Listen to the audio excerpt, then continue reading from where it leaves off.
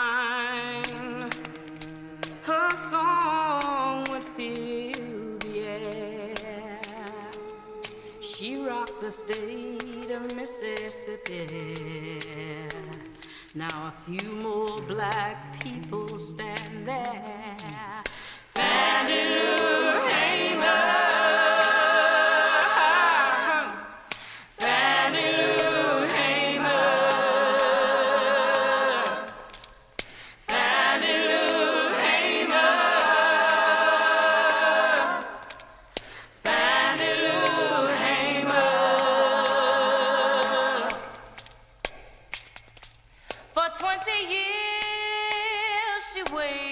Cotton down on a white man's farm. She received threats on her life, was fired from her job, scorned and kicked off the farm. Fannie Lou Hamer.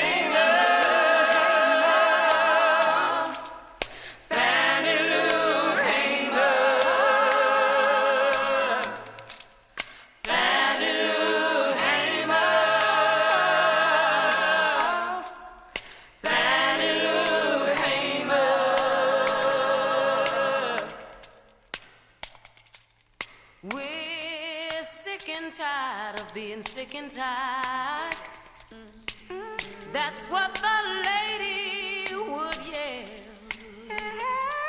Her body was beaten and she walked crippled, trying to vote. She was thrown in jail. Fannie Lou Hamer.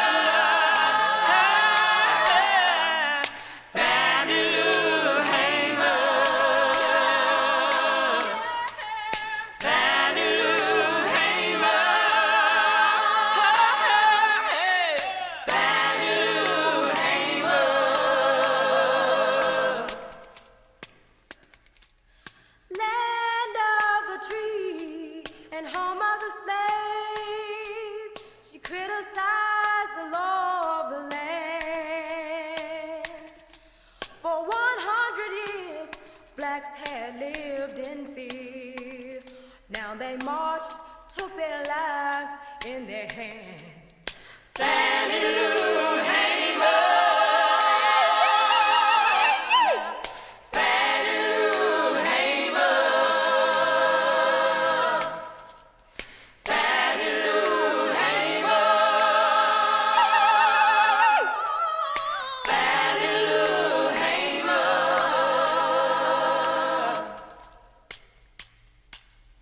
She came by here and she didn't stay long. Helped to turn a few things around. Cancer took her body, but the struggle got her soul. Now we've laid her body in the ground. Fannie Lou Hamer. Fannie Lou Hamer. Fannie Lou Hamer. Fannie Lou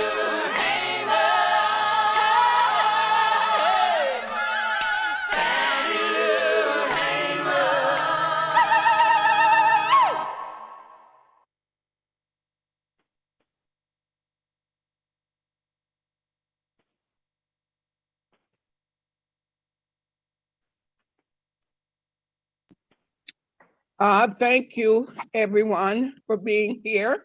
I see that we have 64 participants in the first annual Fannie Lou Hamer Branch Human Rights Conference of the Women's International League for Peace and Freedom.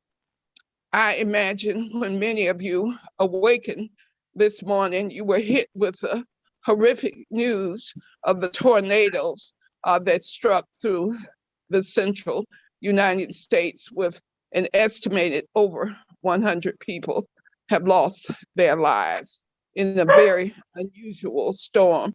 And I really need Ellen Schwartz to mute herself so her dogs won't be heard. I believe that's Ellen's dog barking. But at any rate, the Fannie Lou Hamer branch was formed in March of 2021. So we haven't been around very long, but it was formed by long-term activists. And in my case, Teresa Elamine, the branch organizer, who has been a member of WILPF for quite a few years. And we're very proud of the fact that we have the branch here in Columbus. And we named it after Fannie Lou Hamer because the history of WILPF is that many Black women joined the organization in the Vietnam era, and Fannie Lou Hamer was one of those women. And she was a sharecropper, so she was quite different from what the regular membership is of the Women's International League for Peace and Freedom in the US. This is a 4-hour conference. I urge you to take care of yourself. Leave if you need to leave. Do whatever you need to do to take care of yourself. But it is not a webinar. It is a conference where we are charged with coming up with action plans in the area of ending mass incarceration and the death penalty, in the area of immigration justice, in the area of advancing the treaty prohibiting nuclear weapons, and in the area of the UN decade for people of African descent and reparations for descendants of enslaved Africans. That's what this conference is about. And our first speaker will be Reverend Dr. John Vaughn. Dr. John Vaughn is the executive pastor at the Ebenezer Baptist Church in Atlanta. He will speak for 10 minutes. George Friday will drop his bio in the chat so you can see who he is. I would appreciate it if people did not use the chat while the speakers are speaking, and to really listen to the 4 speakers. We will have a Q&A after the 4 speakers, and you are welcome to use the chat freely at that time. Dr. Vaughn, are you ready? I'm ready. Thank you so much, Teresa. And thank you so much to those of you that are with us today, both on Zoom, YouTube, and on Facebook. I can't help but be moved by that wonderful selection from Sweet Honey in the Rock around Fannie Lou Hamer. And just a reminder of the legacy that she has lived, who literally gave of herself for this struggle. So as was mentioned, my name is the Reverend Dr. John Vaughn. I'm the executive pastor at the historic Ebenezer Baptist Church, and I bring you greetings from the folks at Ebenezer, as well as our senior pastor, the Reverend Dr. Raphael G. Warnock. You should know that ending mass incarceration is an issue that is a priority for us as a congregation, and has clearly been a priority for our senior pastor. The data is clear, and we don't need to recite all of the data for you. I mean, you know that even though we as Black people represent 12% of the population, over 50% of Black people are incarcerated. Both Black and Latinx folks are 2 times more likely to be held in detention. The tentacles of the criminal legal system are long, and they are showing up in so many ways, from those that are projecting prison beds in private prisons based on 3rd and 4th grade reading rates, all the way up through the incarceration process, through the parole process. The tentacles of the criminal legal system are long, and they tend to stay with people. The death penalty, as we know it, disproportionately affects people of color and particularly poor people. So it is as important for us as people of faith to take this on, that it is a core part of what we are called to do. Let me share with you just a reminder out of Christian scriptures in the book of Luke. We hear these words from Jesus. He opened the book and found a place where it is written, "The Spirit of the Lord is upon me, because God has anointed me to preach good news to the poor. God has sent me to proclaim release to the captives and recovery of sight to the blind, and to set at liberty those who are oppressed, to proclaim the acceptable year of the Lord." And then Jesus closed the book, gave it back to the attendant, and sat down. And with all in the synagogue, eyes were fixed on him. And he began to say to them, "Today this scripture has been fulfilled in your hearing."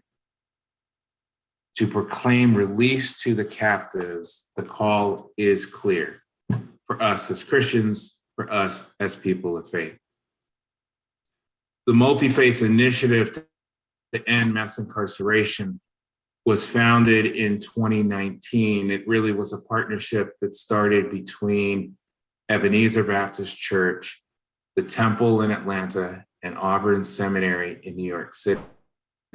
And the initial goal was to create a conference that looked to bring a more cohesive voice of the faith community around this issue. We are involved in different ways in the issue of mass incarceration, but it seems as if we haven't found our voice. We hadn't found our stride. We hadn't really begun to create a sense of cohesion and power out of the faith community around this work. And so we wanted a conference as a way to highlight and begin to catalyze faith voices across faith traditions: Christian, Jewish, Muslim, Sikh, Buddhist, Dharmic religions. We saw it as a way to begin to catalyze. And so really out of that conference, we decided that a conference was not enough, that there needed to be an ongoing set of work around this. And henceforth, the Multi-Faith Initiative to End Mass Incarceration was founded with three goals. The first is to increase the engagement of faith communities around ending mass incarceration. If you're doing something, how do you up your game? If you aren't, how do you get in the game as a faith community?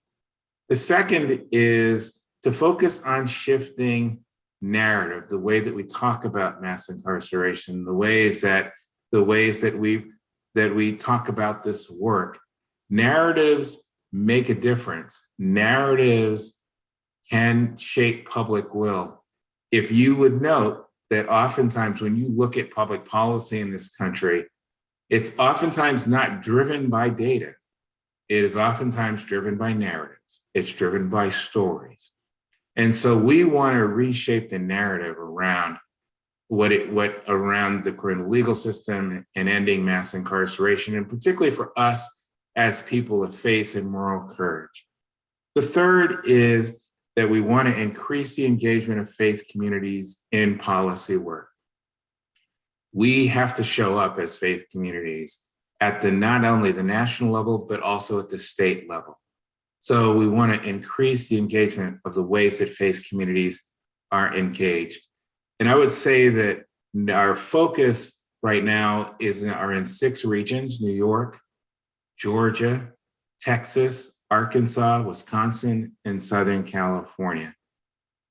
The strategies that are beginning now to take hold in these areas are record restrictions, bailouts, restorative justice, reentry work, as well as narrative change.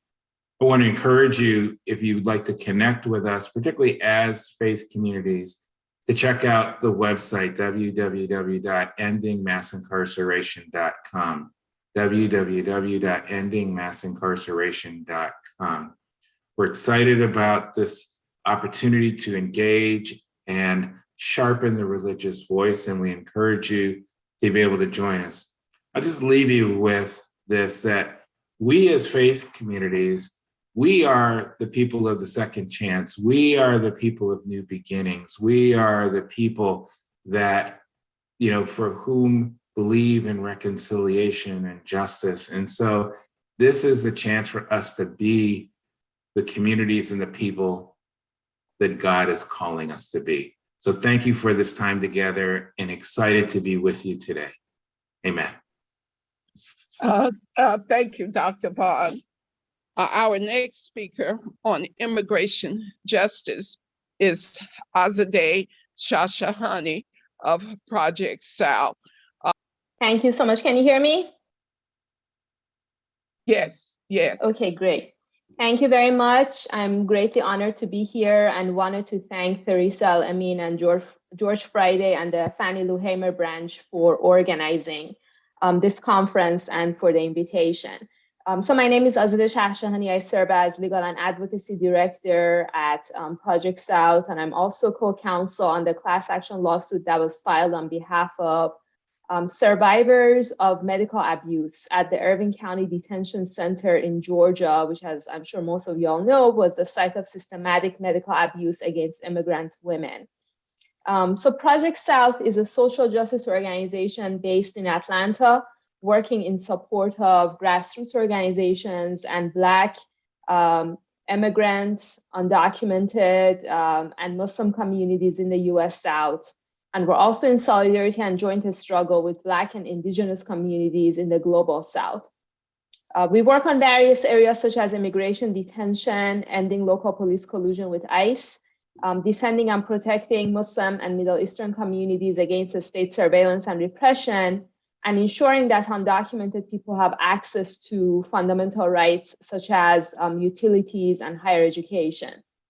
And we're part of a movement that believes systemic state violence is not to be tolerated in any form, whether it is ICE caging and harming immigrants or cops murdering Black people in the street with impunity. So I wanted to focus on this presentation on treatment of immigrants in immigration detention systems and really the steps towards shutting them all down because we're part of an abolitionist movement. So we have documented conditions at the Irving County Detention Center for many years. The treatment of immigrants at this prison has always been horrid. In our 2017 report, Imprison Justice Inside 2 Georgia Immigrant Detention Centers, Project South and the Penn State Law Center for Immigrants' Rights Clinic found evidence of sexual abuse, inadequate medical care, lack of prenatal care for pregnant women, a lack of clean drinking water, and rampant use of solitary confinement at this prison. And those who have spoken out about the abuses over the years have consistently faced retaliation. So as the pandemic was really picking up across the country in the spring of 2020, a group of women at Irving came together and produced a video to try to get the word out about their fears of catching COVID and the fact that this corporate-run prison was not doing anything to provide care and protection to them. And instead of really addressing their concerns, the guards went ahead and placed them in solitary confinement, which really led to grave emotional damage for all of them. In September 2020, Project South, along with our partners on the ground, the Georgia Latino Alliance for Human Rights, Georgia Detention Watch, and the South Georgia Immigrant Support Network, submitted a complaint to the Department of Homeland Security Office of Inspector General, outlining a number of issues, including issues related to lack of protection for COVID. So medical staff deliberately not testing detained immigrants for COVID-19, even when they were symptomatic, had pre-existing conditions, or had requested to be tested multiple times spanning a month. And the management mandating employees to work even when they were symptomatic and waiting for test results, as well as other issues. And the shocking revelations about medical abuse against women's bodies further highlight the extent of the egregious abuses at the prison. The fact that Black and brown immigrant women had been held in an extremely vulnerable position at this prison where they had no control over their bodies and no say about what was done to them is sickening. So we're glad that our complaint opened the door to more women coming forward with accounts of what was done to them. In total, more than 40 women filed testimony, sworn testimony in court as part of the lawsuit, despite consistent attempts by ICE to silence them.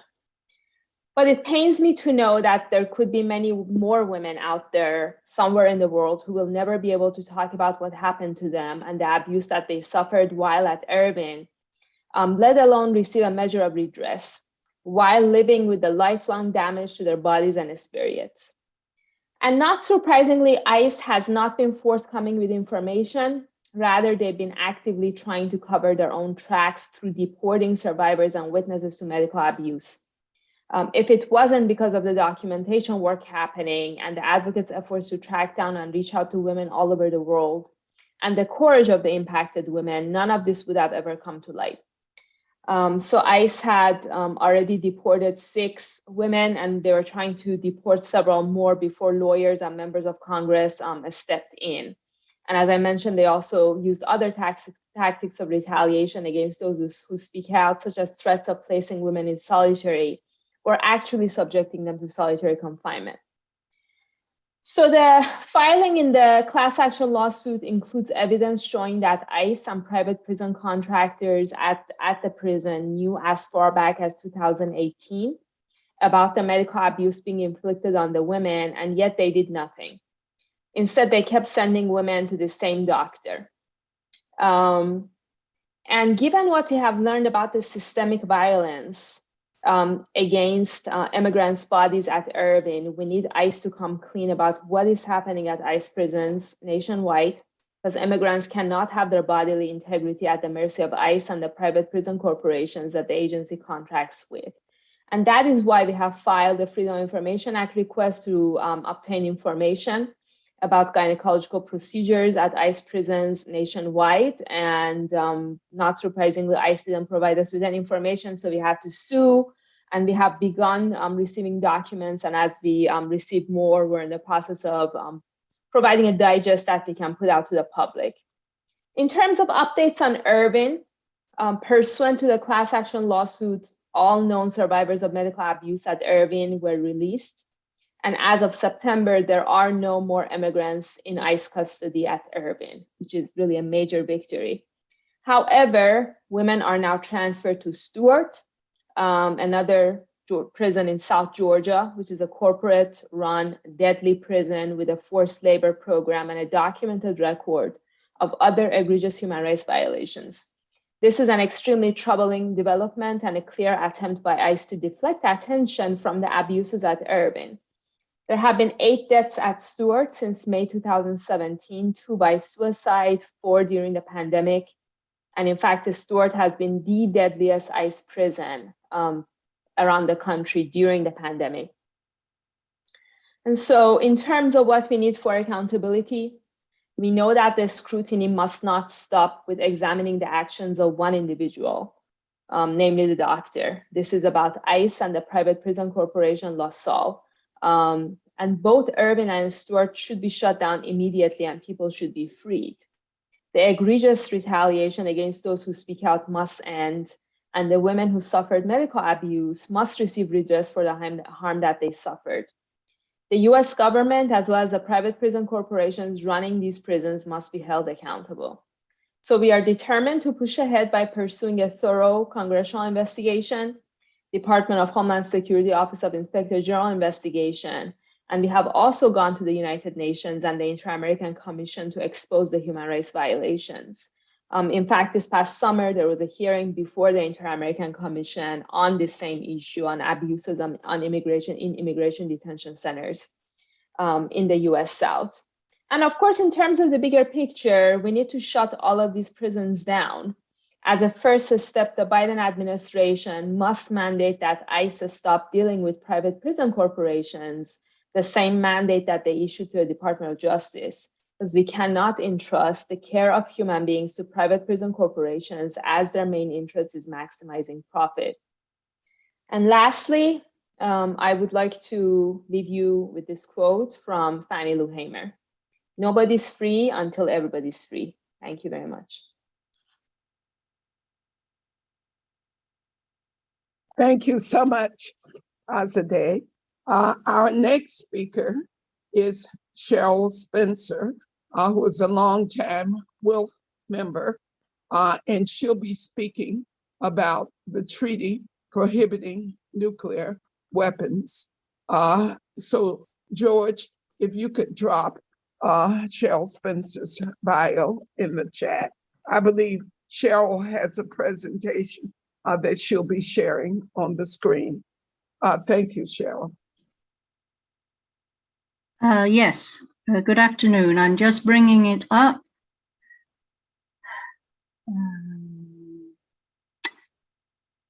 So, just a minute, this is always a problem. Let's see, I say slideshow. Okay, so are you now all seeing my first slide? It seems to be frozen, Cheryl. Let's see. You can't hear me, Rebecca? I can hear you, yes. And the slide is up, but it's not in the presentation form. It's still, we can see it. Okay. I have put There the you go. slideshow up, You're up and ready to Cheryl. go. If you want to tell me to change the page. Okay, fine. Thank you, Ellen. So good afternoon, good morning, everybody. I'm here to give you a very brief introduction to the Treaty on the Prohibition of Nuclear Weapons, which we call TPNW for short. And I'm looking forward to meeting some of you in the breakout sessions, where we will hopefully come up with some actions that will be following in order to get rid of nuclear weapons. Next slide. So let me first tell you what treaties are and why they're a good thing and how do they get produced. So the definition of a treaty is shown there. It's a binding formal agreement, contract or other written instrument that establishes obligations between two or more subjects of international law. And treaties tend to be made between what the United Nations calls states, but we understand them to mean countries. So a very important treaty feature is that it is binding, that the people who have agreed to it must stand by what the articles in that treaty say. Now, usually treaties start with a lot of discussions, a lot of drafting, and then countries who think they want to be bound by it will sign it. But that's not the end of the story. In order for a treaty to become binding, in the United States, for example, our Senate must go through a process of discussing the treaty, voting on it, and they can only ratify if there is a 2/3 majority who agree to it. So what do nuclear weapons have to do with human rights? So there has been an international covenant on civil and political rights, and they have declared that every human being has the inherent right to life.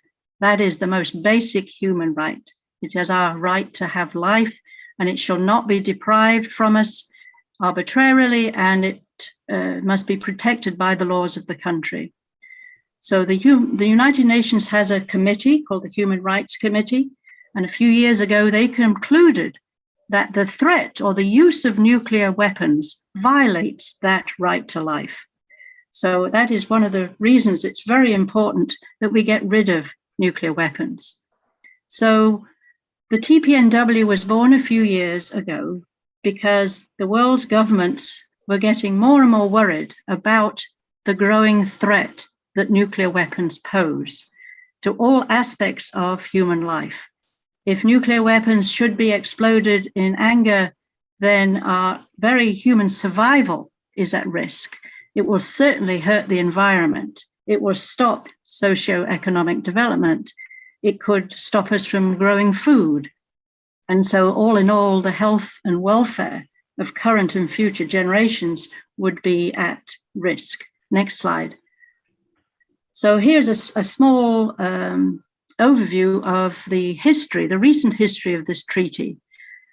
After many years of discussions and advocating by the International Campaign Against Nuclear Weapons, the treaty was discussed in July 2017. 122 countries said they thought it was a good idea. That's 122 countries out of about 200 that have belonged to the United Nations. So in September of 2017, the treaty was open to signature. I explained that diplomats first sign it, showing that their country intends to ratify it. And in October of 2020, the 50th country ratified the treaty. And the articles of the treaty had said, once 50 countries had ratified it, it would go into force. Only for those countries that have actually ratified it. And there was a 90-day waiting period.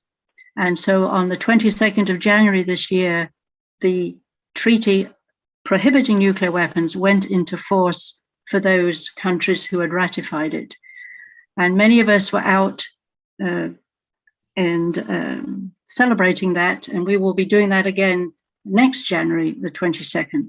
So what does the Tpnw prohibit? Well, it's got 20 articles, and the first one is the most important. It actually lists the prohibitions covered by the treaty, and you can see the list there.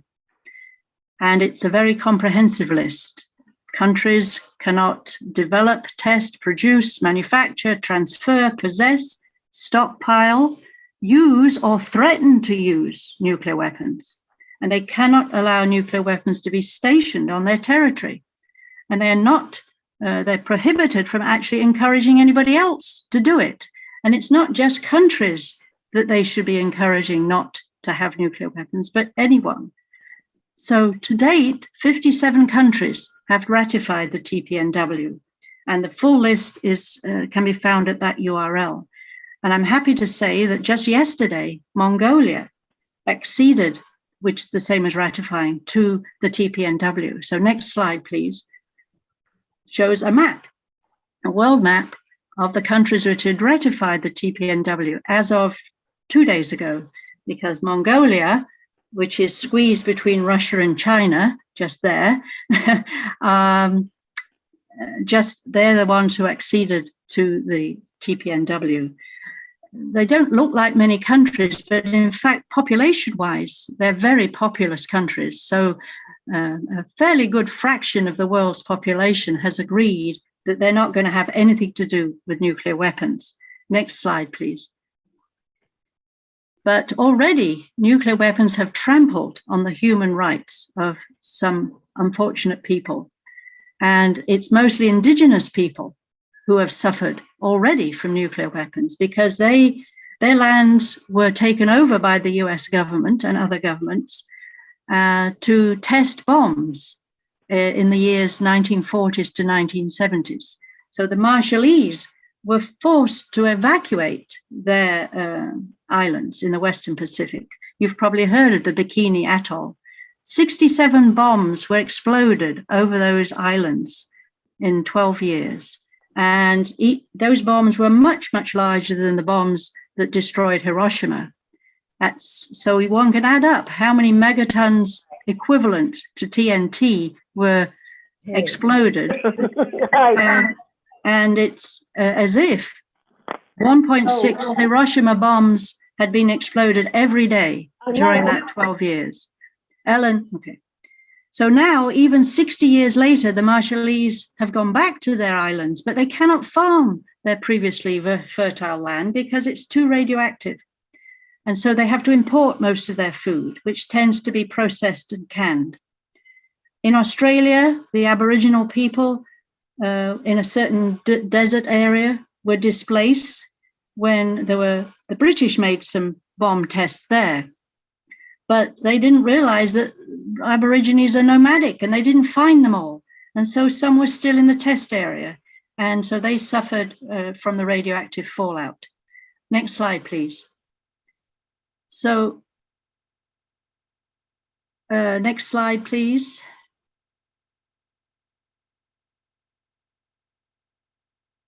So somebody is changing my slides. There we go.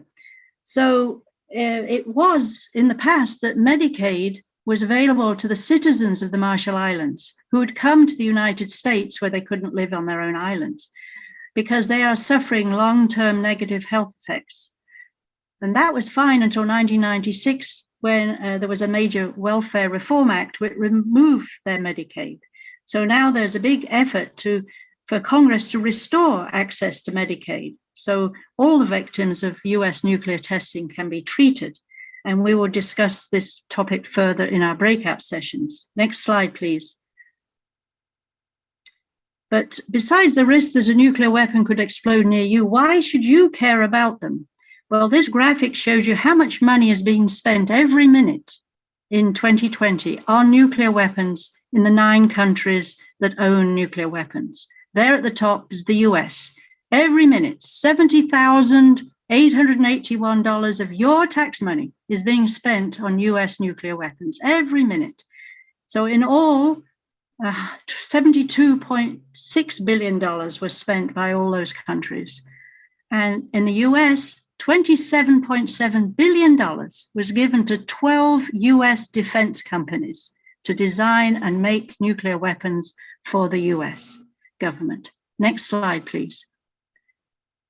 So here's a nice pie chart that showed what Biden sent to Congress earlier in this year, his fiscal year 2022 requested budget. And it's a nice pie chart. You'll see on the right-hand side, that big blue piece of the pie is the military spending, $765 billion. And it's actually gone up as the Congress has discussed it. We estimate about $50 billion of that is to be spent on nuclear weapons. And all those other little pieces of pie are the other government agencies that receive money from our taxes. So wouldn't we prefer that some of that, all of that $50 billion went into, for example, into health and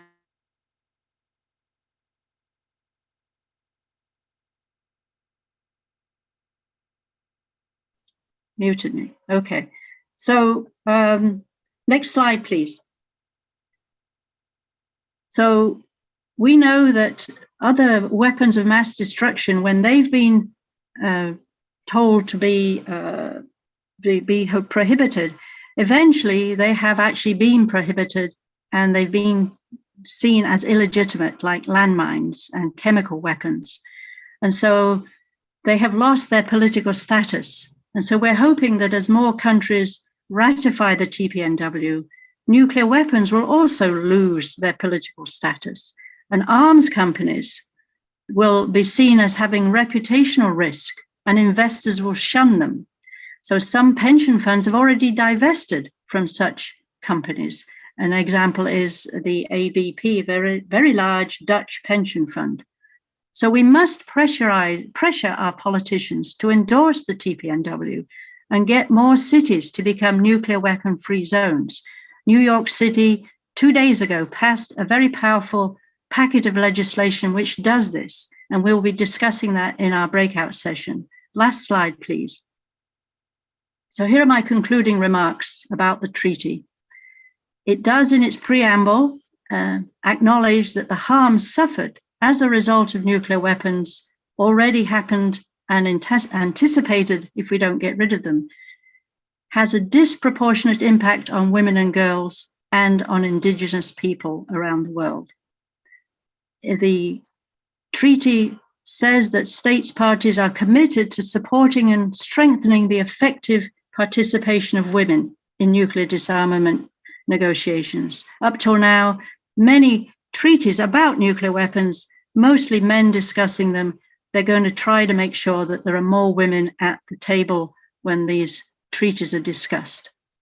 So the TPNW prohibits everything to do with nuclear weapons in those countries that have ratified it. They need to make their domestic laws to actually make sure that happens. They will impose penalties on anybody or any company that violates the law. And so the upshot is, in order to work to advocate for the TPNW, to work to get rid of nuclear weapons, we must build a very broad-based civil society movement. There are many organizations already working on this. WILPF is working on this, and I look forward to talking with some of you in our breakout sessions to see what we all can do to help advocate for the TPNW. Thank you.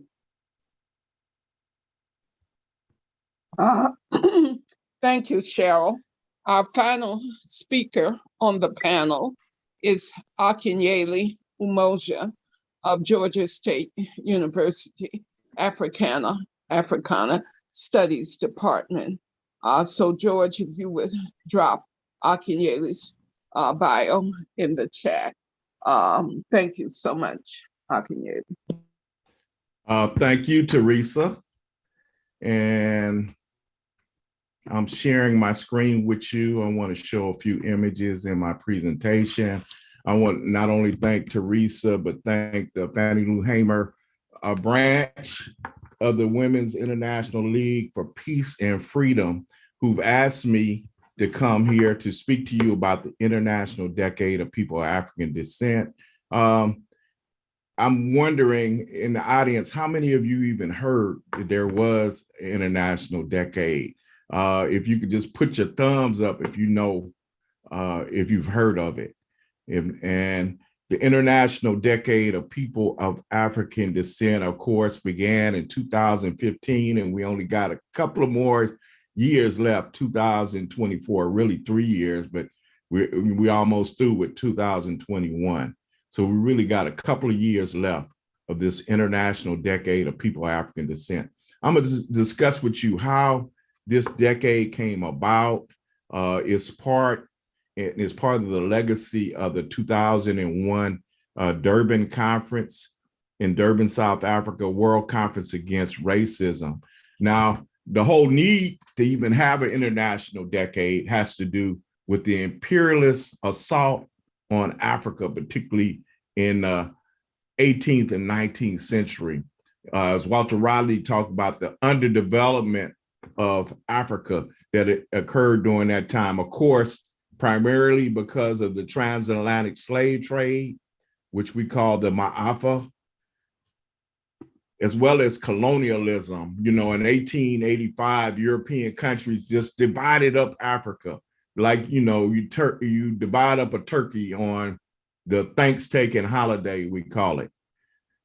Africa was divided. You had alien rule, European rule of the majority of Africa during that time, with the exception of Ethiopia.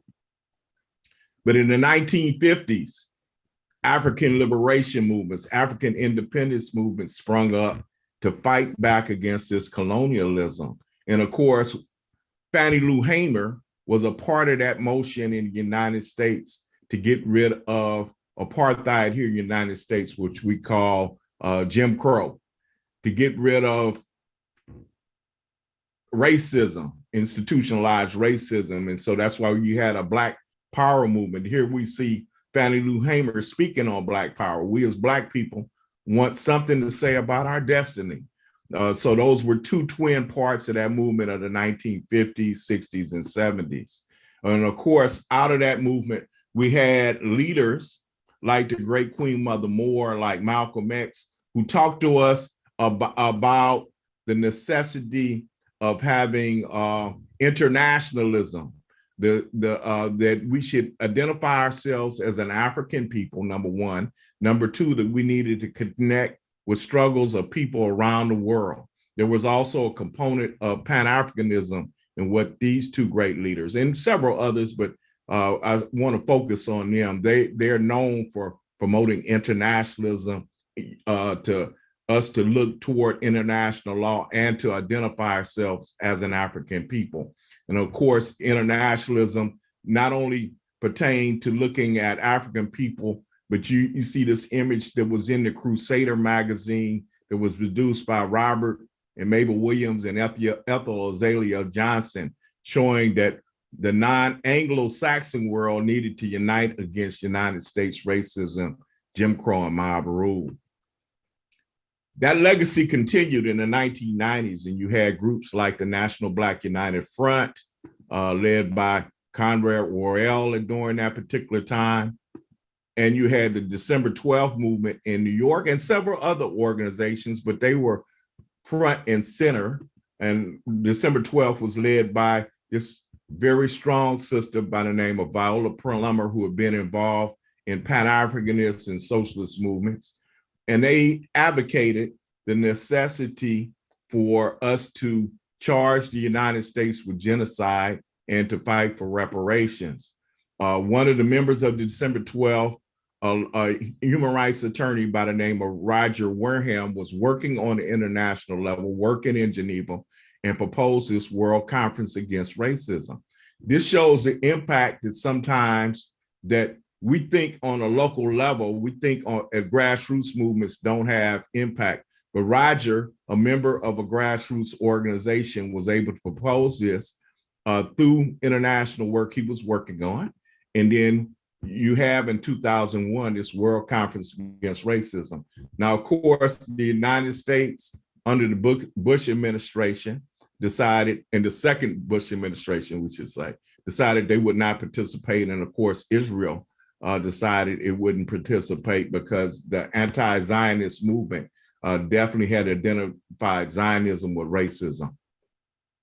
And so what were folks like the National Black United Front and the December 12th movement, what was their agenda? They wanted, along with other forces in the diaspora, that the transatlantic slave trade be declared as a crime against humanity, as well as colonialism in Africa be declared as a crime against humanity.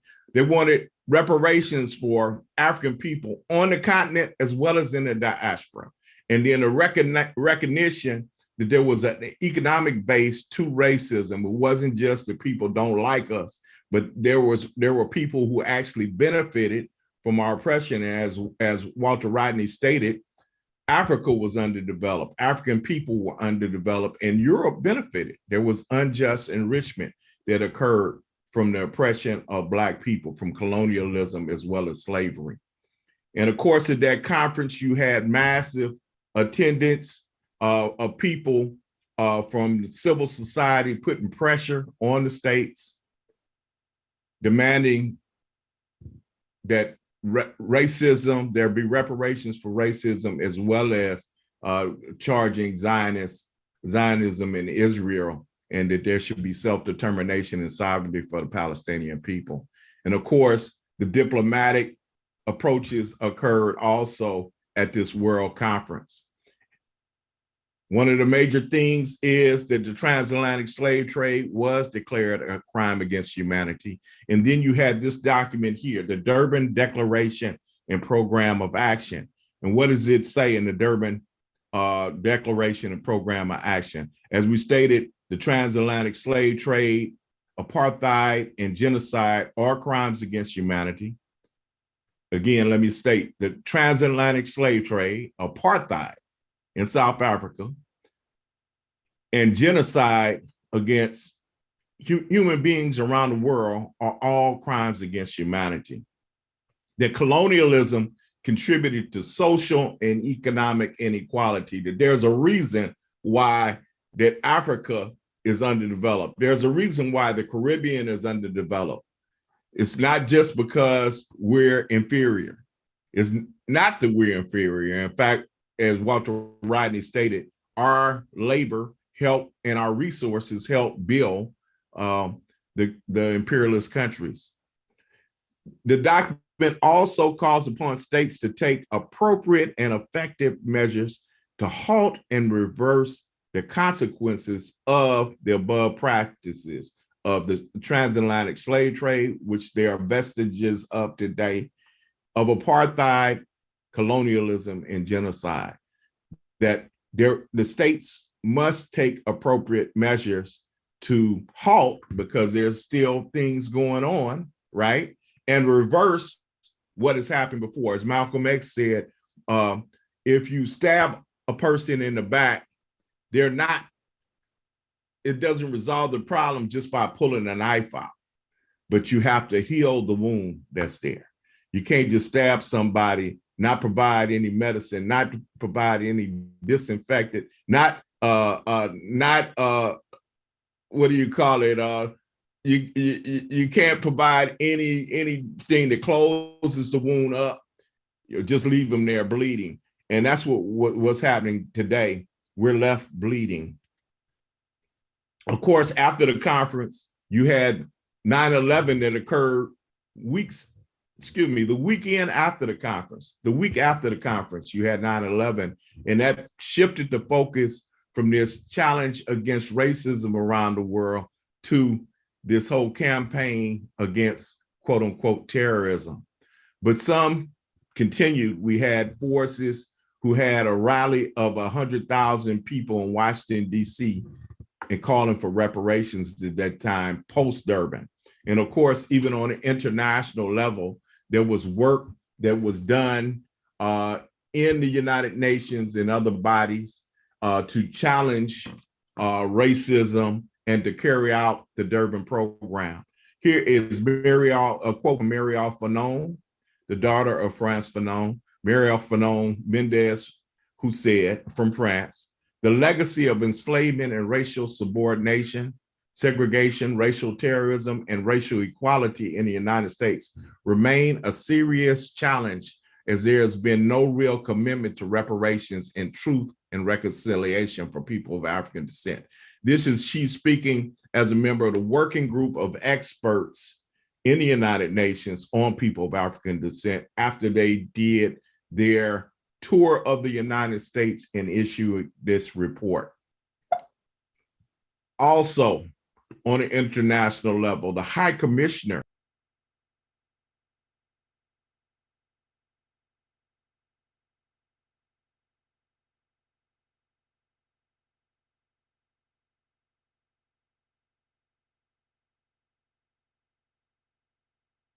of African descent. I hope you could hear that. All states stop denying and dismantling racism. So all states in the international community are called upon by the United Nations to start dismantling racism. That means start dismantling the things that create economic inequality, the things that create the state violence against Black people. States are held responsible, or should be held responsible, by the international community. But we know that the international community will not do these things. The states of the international community won't do these things without pressure from people of goodwill, like the people who are part of this gathering today. So we thank, again, the Fannie Lou Hamer branch for continuing and recognizing Durban, because we know in the United States, there hasn't been much motion around this. And so this gives us an opportunity to think about the things that we need to do to make sure that the objectives of Durban are met.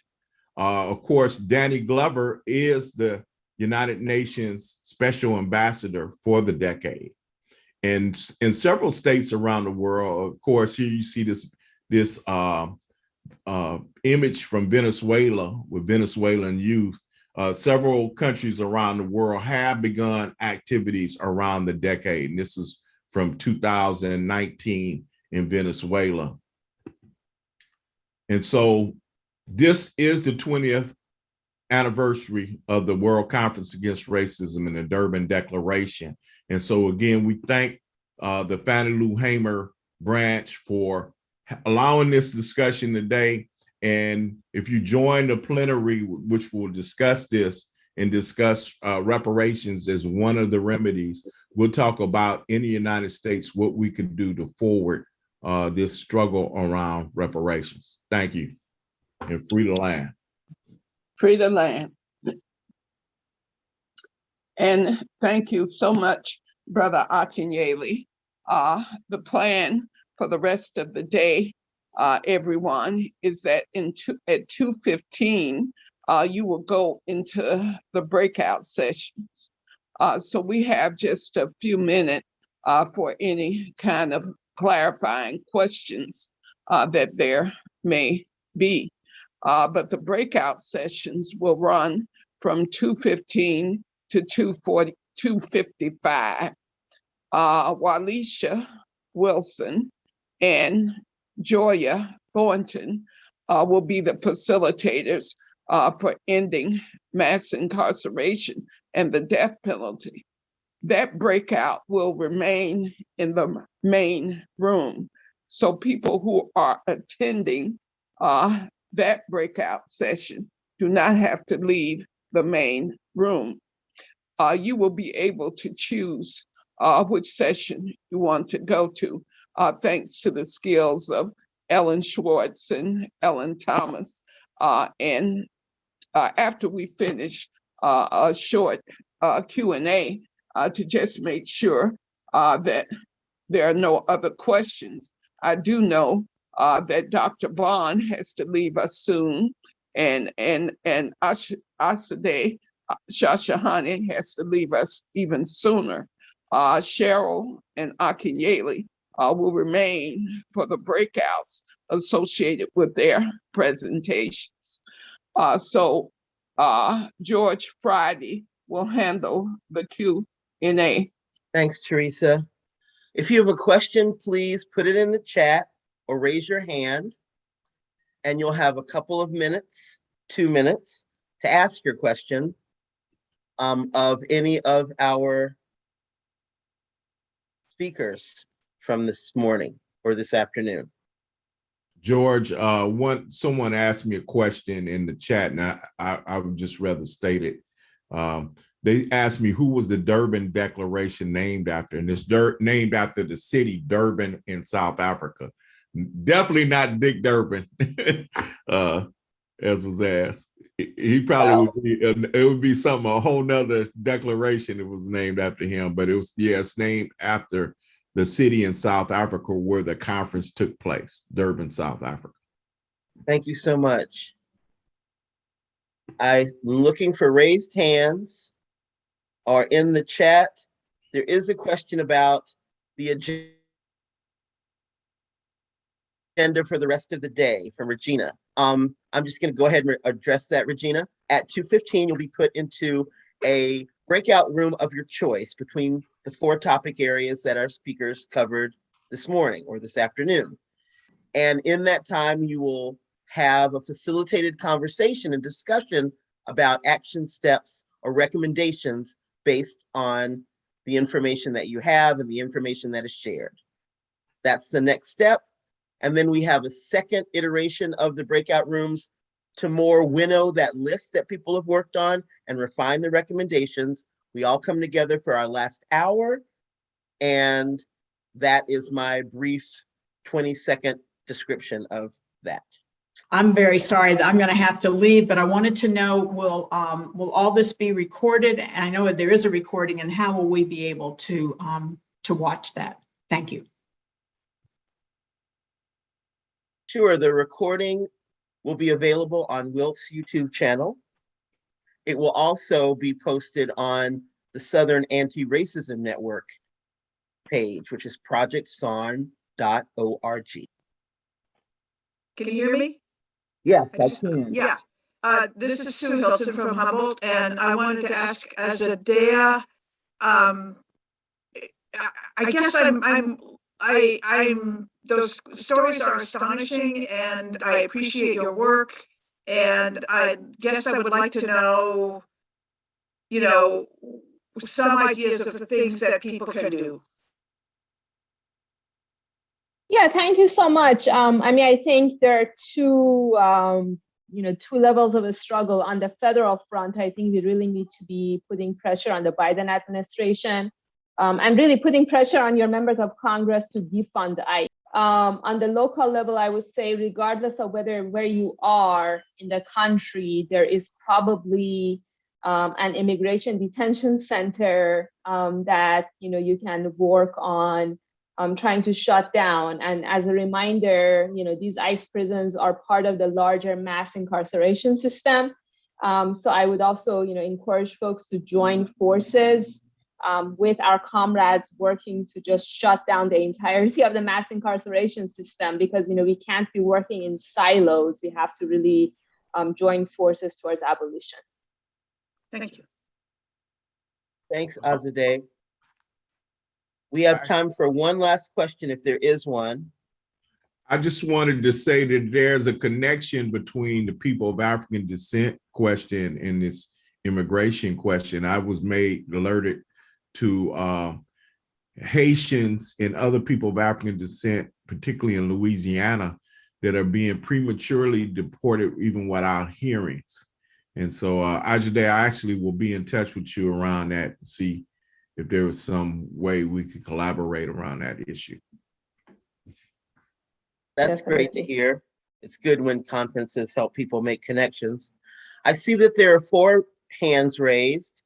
Unfortunately, we don't have time to take any more questions right now, but please join one of the breakout groups that is connected to the question that you have. You can get your question answered there, likely.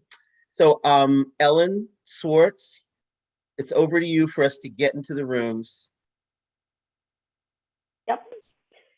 I just opened the 3 separate breakout rooms for the Treaty on the Prohibition of Nuclear Weapons, the UN Decade, and the Immigration Sessions. And you can choose your own. So you should have a listing on the bottom of your screen and among the controls. If you don't see it, then click on the little 3 dots that says more, and it'll say breakout rooms. You can pick your breakout room. When you click on it, it'll say, do you want to join? You have to say yes, or else you hang in this like breakout room limbo. And if you don't click on any of them, you will stay in the main room where the session on the ending mass incarceration and abolishing the death penalty will be held in the main room. So just don't click on anything, and there you will be. Hello, everybody. My name is Alicia Wilson. I work at the Southern Center for Human Rights. I am a formerly incarcerated activist and organizer around the areas of ending mass incarceration and other issues that pertain with the areas of mass incarceration, which includes ending cash bail. And I also advocate and support movements that are currently working towards sentencing long sentences as well as the death penalty. I will be speaking to you for about 10 minutes, and then we will go into a quick, maybe 5 minutes Q&A with me so we can keep the session separated. And then Joya will discuss her issues and share a presentation with you on ending mass incarceration. So I wanted to just talk to you briefly about mass incarceration. Right now, currently, there are 2.2 million individuals currently incarcerated under penal control in the United States. The United States is, of all of the countries, there are more people incarcerated in the United States as opposed to any other country. And that primarily stems from a lot of the Southern racism, rules of getting around free labor at some point. When the 16th Amendment did come out, of the 13th Amendment, I'm sorry, the 13th Amendment that abolished slavery. Actually, it did not abolish slavery. It has an exception in the 13th Amendment that says that slavery is indeed legal when used as the punishment of a crime. So to find a loophole for that, a lot of Southerners, preferably because that's where a lot of slavery was going on at, ended up creating these Black codes where they would basically incarcerate Black people for simple things such as selling corn or jaywalking in an effort to get their slaves by penalizing them with criminal records. And if a lot of you are familiar with Michelle Alexander's book, The New Jim Crow, that is exactly what this is about. Mass incarceration is about getting free slaves. And there are more ways, and a lot of it is basically punitive and to punish, but the majority of it is for profit. A lot of prisons are privatized prisons, and they're basically incentives for profit. A lot of you may have read in recent stories where there have been judges and a lot of people who are involved in the criminal justice system, from jailers, from prosecutors, from judges, who are basically paid to incentivize and push people into this prison system. And so a lot of times, not just with people being incarcerated, when people get out of prison, not only have they served sometimes decades in prison, when they get out of prison, they're still not free because they are on probation and parole. And some people can be on probation and parole for life. And so, so with this issue of ending mass incarceration, I wanted to just be able to just tell you just some of the basics of it. And one of the things that we have right now is with bail reform. Across the country, people are held in jail for months or even years before they even go to court, or before they are even convicted. And it's simply because they cannot afford bail. Freedom should be just that, free. And the bail system is currently something where over $40 billion is made from people who are in the bail system. And it's not a matter of who's guilty. It's not a matter of who is a greater threat. It is simply a wealth-based system that basically says if you got money, you can get out. And in terms, some people who are greater threats to society do get out because they have money, as opposed to people who may be unsheltered, who may walk into a store and steal a bag of chips, or who may be living in abandoned buildings, are placed and arrested in jail and given things like $500 fine, bail, or even $1,000, which for some people may be nothing, but for some people who do not have it, that is something that can cause them to sit in jail for years because they do not have it. And so again, all of this still funnels into mass incarceration.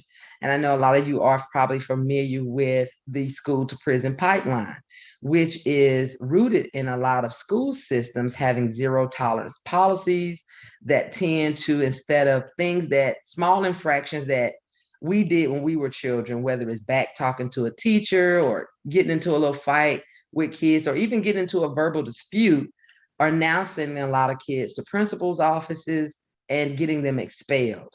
And most of the children who are being funneled into this system are children who are Black and brown children. And it's the same thing for mass incarceration.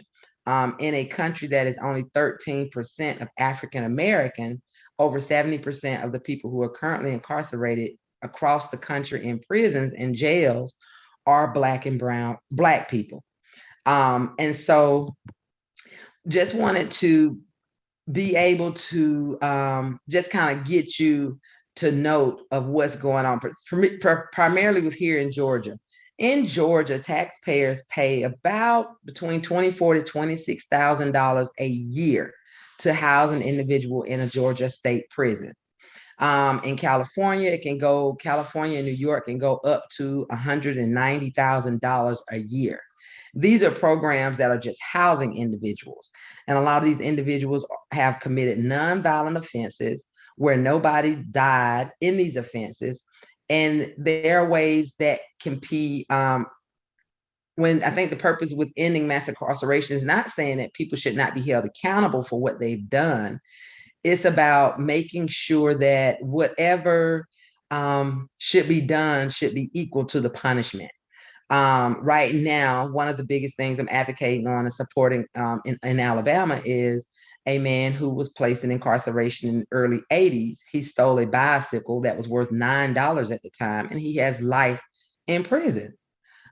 These are the type of things that are punitive, and they're really unjust, and it's basically funneling folks in prison as cash cows in so many ways. And so I just wanted to just basically talk about several ways or call to actions that we could all do to interrupt and disrupt the mass incarceration and school to prison pipelines and issues such as ending cash bail. For one, the first one would be to donate to agencies such as the Bail Project, which has a national revolving bail fund that helps combat mass incarceration and disproportionate sentencing. And to encourage you all to tell Congress to support the Second Look Act, which would create a sentence review procedure for people serving longer than 10 years sentences in federal prisons. Another issue that we have that interrupts the issues around mass incarceration is overcrowding, violence, and sexual assault, all of which pose a constant threat to the health and safety of people who are incarcerated. Individuals who are incarcerated who need medical care or mental health treatment are often placed in solitary confinement instead of getting the treatment and the services that they need. And this is a way to not be bothered with people and not to do what you need to do. So I would encourage you all as well on that to call your lawmakers to go witness these inhumane conditions firsthand. A couple of months ago here in Atlanta, several lawmakers attempted to enter a facility here in Georgia and were stopped at the door by the warden and said that because they did not make an appointment, they could not come in. And so right now they're working on an accountability law that says we want to be able to hold prisons accountable because we're all human, regardless of what people have done. And also to get people to recognize that not everybody who is incarcerated is guilty. A lot of people, over 94% of individuals who do go to prison, they're there because they've taken a plea. And taking a plea doesn't necessarily make a person guilty, but regardless of what they've done, we're all deserving of dignity and respect and to be treated with the care that we need. And so I urge you all to go to Families Against Mandatory Minimums website, and a lot of these sites I will drop for you later on, and to go to the Visit a Prison campaign. And what that is for you to contact your lawmaker and challenge them to visit a prison by creating a short video about why you think it is important for elected officials to visit prisons, and then for you to share that video on social media. And the purpose of FAM doing this is that they're asking members, allies, public figures, and the public to encourage all state and federal policymakers to visit a prison or a jail within the next 12 months. And the message is just simple. You don't know if you don't go. And so again, I'll be dropping a list to that campaign, as well as if you would like to see if any of your lawmakers have already taken that pledge. And the last and final call to action I wanted to talk to you about is to learn why the stakes are so high and why we need to end mass incarcerations and lengthy sentencing by going to Critical Resistance Abolitionist Toolkit, and also to the Sentence Projects Directory, and find an organization in your local area to see how you can get involved. There's lots to do on a local level. For example, activists in West Virginia were fighting the Division of Corrections decision to force incarcerated people to pay 3 cents to 5 cents for them to be able to read books. Now, I know when I was incarcerated, and most people do know that reading books is something you should be doing for free. You should not be charging people to read books. And these are things that goes back as well to slavery days when Black people were denied the right to be able to learn how to read. And so to charge people to read is just ridiculous. And again, goes to show about the profiting of the system. And so I'll drop those in the chat, 1, 2, and 3 of some actions that would love to see you to get involved and how you can work on ending mass incarceration locally.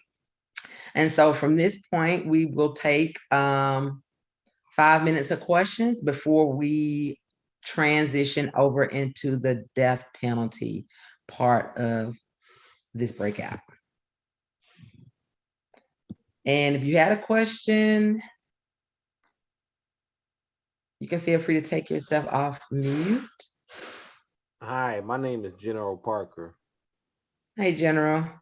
Yeah, I've been involved in this criminal justice reform advocacy for over 12, 13 years now. I brought Michelle Alexander to Peoria, Illinois back in 2010 when her book first came out. I've been working with different organizations. I was one of about 10 people that Van Jones hired to go to DC 3 years ago to lobby to pass the First Step Act. And now over 20,000 people have on the federal level have come home now. But I get more problems and I get more crap from my own people about doing that because we work with a Republican, but they don't seem to believe that it's more important to bring our people home. And I've also had to deal with the people who've been in this industry who like to take the money and like to take the credit, and they're not concerned about really bringing our people home.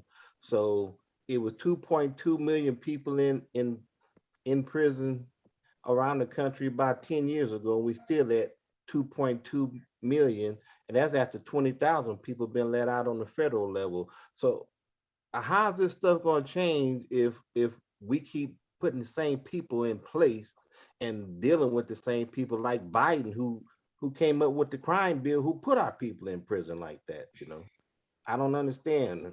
I feel like I'm going in circles. Well, I would personally, that's why I said, I think engaging with your local elected officials is critical. A lot of times a lot of people put a lot of focus on presidential and state elections. Me personally, I think all of the meat and potatoes is at a local level. I think a lot of things that impact us the most are at local levels. And I would just encourage, me personally, I don't care what political party you're in. If you're about getting my people free, I'm going to work with you. But I do feel that civic engagement is one of the main things. Getting people involved on a local level, not only just on a local level with elected officials, but going out into communities and educating people. And I think a lot of folks don't know. If you were to ask the average person right now, how many people do you think are locked up in the United States? They probably wouldn't know. They probably don't understand the impact of it. But I think when you start telling people numbers, $24,000 is a lot of money to spend here in Georgia when you could be spending money to build schools or to understand the impact that more prisons are being built. States are actually using stimulus funding money, like Alabama. They're using stimulus check money to build prisons as opposed to doing what should have been done with the money. So I think that would be the main thing, to do more on the ground civic engagement, and also to engage more people who are directly impacted and just as involved in their civic engagement. Because here in Georgia, although you cannot vote while you're on probation and parole, it does not say that you cannot participate. You can drive people to the polls, you can educate people. So I would say that is the main thing, also to educate people before they get into office. I hope that answered your question. Okay, thanks. I appreciate it. All right. And I sent you a message earlier privately, so hopefully you got it. And we have time for maybe one more question. Is that Miss Louise has her hand up? Yes, it was more, it's a background question about what happens after being incarcerated. I mean, so many returning citizens, you can't get a job and you can't get housing.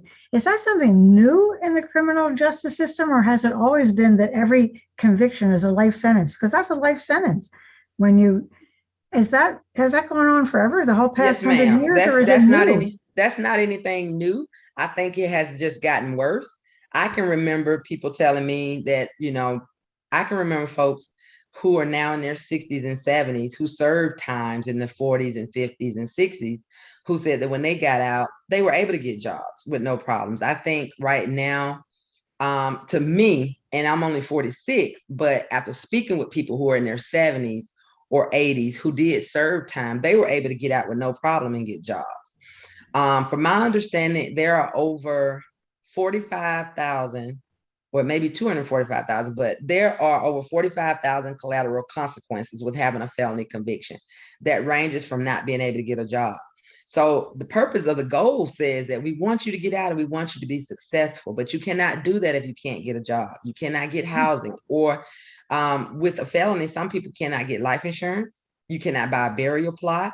You cannot get health insurance, because there are questions on there that talk about whether you were incarcerated.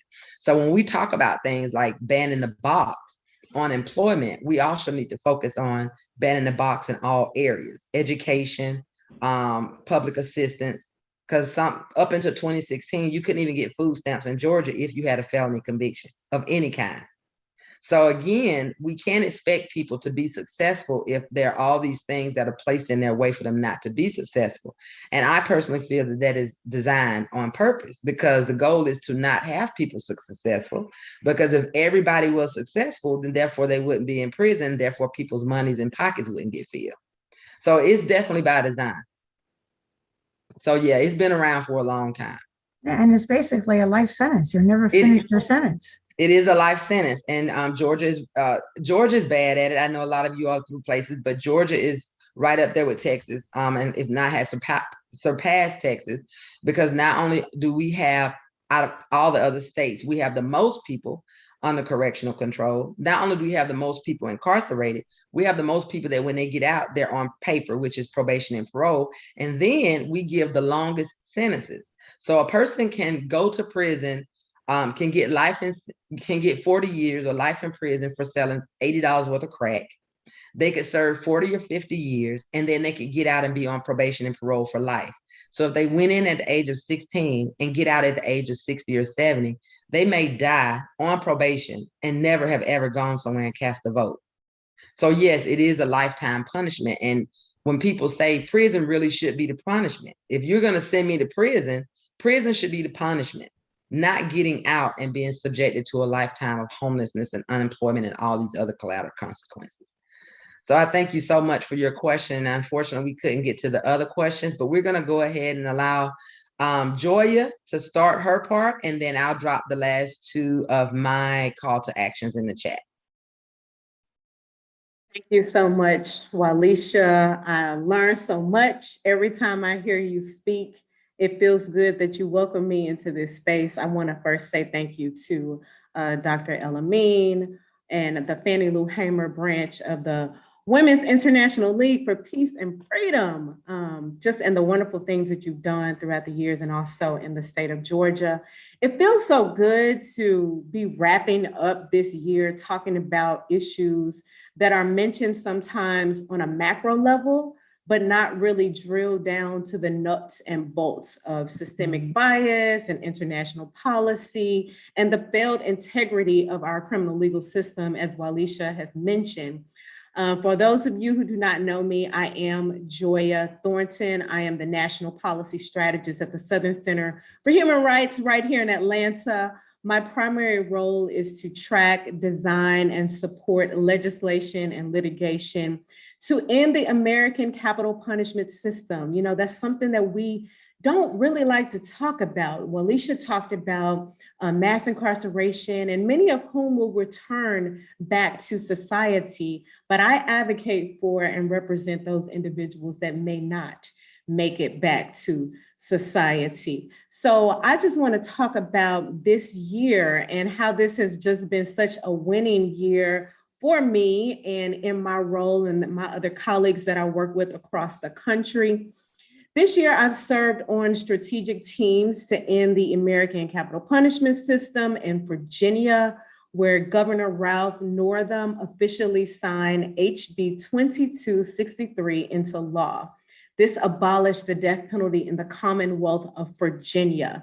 Now, with the passing of this historic legislation, it was the 23rd state, Virginia, to abolish the death penalty in America, but it was the very first in the Confederate South to abolish the death penalty. This was a heavy lift.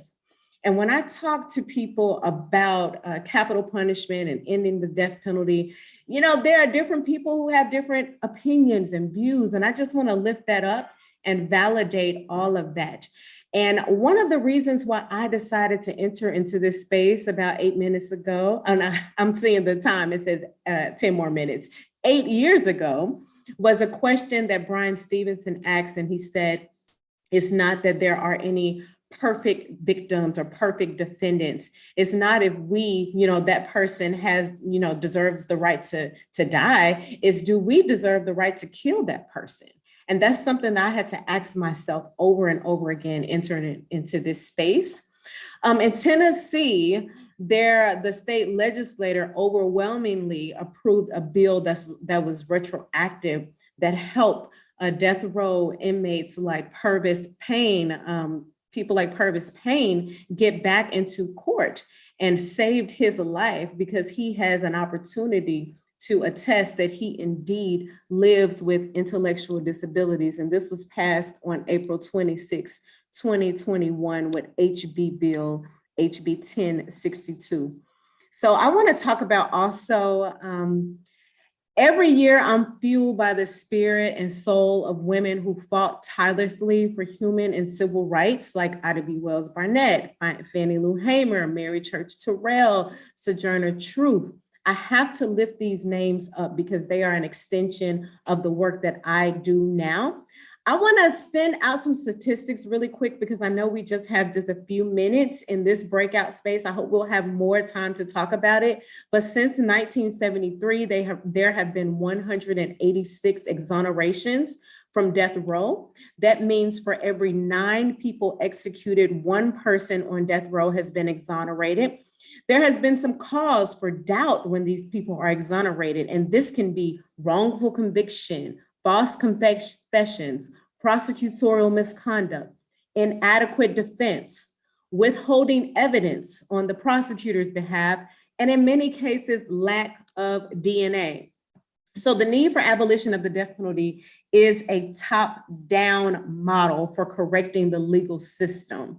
When I speak to people, I always encourage them, and these are my call to actions for you, to get involved with local organizations and cohorts that are seeking to end the death penalty. Mobilize your social and faith communities to advocate against the death penalty and stop executions. And also write to your state US elected officials and get them to support anti-capital punishment bills.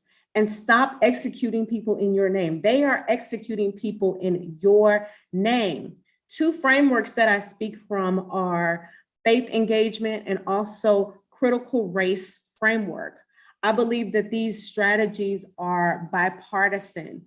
Faith engagement, because no matter how far left, right, or in the middle you lean, our faith can inform decisions and compel us to be better and to elevate our thinking.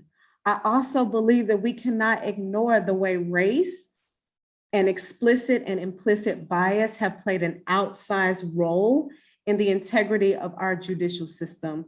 So I want to pause here because I don't know how much time we have in this room. Alicia, do you know? Dr. Elamine, are you in here? I do want to pause for questions at this time regarding the death penalty.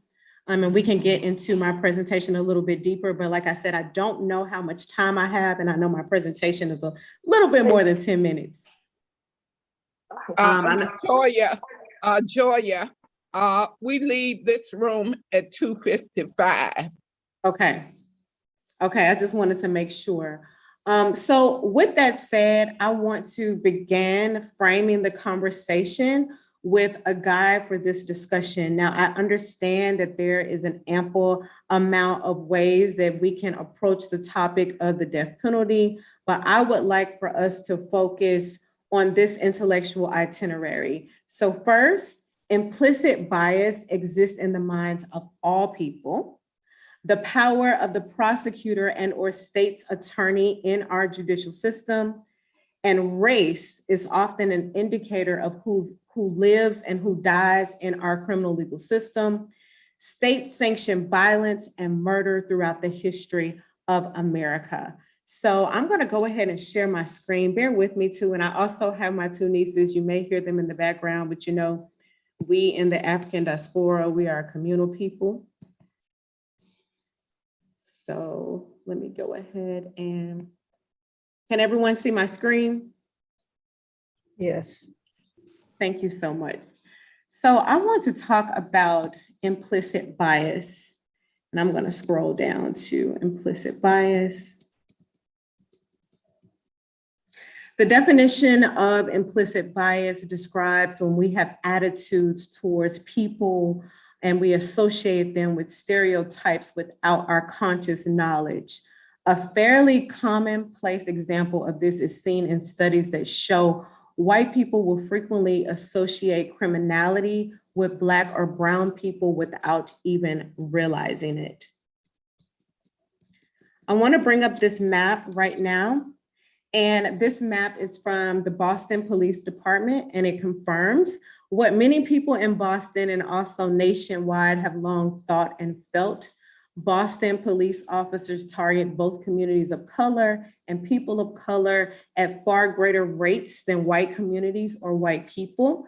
This analysis by a Boston Police Department selected researcher. So the Boston Police Department selected this researcher, and they said that more than 200,000 of reports from police and civilian encounters from 2007 to 2010 found that Blacks were subjected to 63% of these encounters, even though they just made up about 24% of Boston's population. And we will find this in many reports across the nation. You know, I just think about New York, stop and frisk data, and the Baldus study in Georgia. I believe this map sets the tone of why there has been a historically mistrust of law enforcement in urban areas and communities of color. So I want to scroll down to biases in capital cases. So when you talk about capital cases, the very severe cases in our criminal legal system, the following data carries us to the most accurate fact that biases exist at every level in our criminal justice system, from the police to the prosecutor. Here's a quote from a police report from the Purvis Payne case that I talked about in Tennessee. He's a Black man who lives with intellectual disabilities in Memphis, who has maintained his innocence for 33 years of killing a white woman in rural Tennessee. The prosecutor in the case went as far as saying, look at the defendant's Black hand against her white skin. The police report also noted in his case that at the time of Purvis's arrest, he had a wild look about him. And all of this is intentional. In South Carolina, in the capital case of Johnny Olandis Bennett, his case was overturned in 2016 because the prosecutor in this trial said he was a monster, described him as a caveman, and that the defendant would be like King Kong on a bad day if we did not execute him. So I want to move on to biases of jurors in capital cases. In this same case, this Olandis Bennett case in South Carolina, after the conviction, it was an attorney that asked the juror, why did you convict my client despite the evidence that was proven? And they said that, the juror said that, oh, because he was a dumb end. And I apologize for saying that word, but the juror said that after going through the entire week, I just felt that the cards were stacked against him. I felt that way about him. Finally, on the forensic side, I want to talk about the case of chemist Annie Ducon. She was responsible for determining if defendants possessed drugs or if they were under the influence. She tampered with and guessed both correctly and also incorrectly substances without going through the procedure of accurately testing their drug tests. She said that she seemed like she was in a state of glory. She said that her coworkers depended on her, and she felt that she was getting a lot of bad people off the street without even accurately testing their drug tests. So again, this issue of biases existing in the minds of people that lead to convictions and that lead to death sentences. And this is a map that just talks about all of the misconduct conducted by Annie Ducon in Massachusetts. All of these cases, thankfully, were overturned and some people were released as a result of her misconduct. I want to talk briefly about why prosecutors matter. In the last 10 years or so, prosecutors have come front and center in regards to how we can be more proactive about our criminal legal system. You have some prosecutors that are very hammer and nail, and they believe in law and order. And you have other prosecutors like Wesley Bell and Kim Fox and Larry Krasner who believe in more of a reformative approach. I just want to show us this map of prosecutors. Even to this day, it is largely white men and white women, and just a short percentage of people of color. I'm going to stop because I did see that it was 5 minutes left to see if anyone has any questions thus far on any of the material that I have presented. I know I wasn't able to go through all of them, but I do want to pause if there are any reflective thoughts here. And I can't see the chat, so if someone could help me.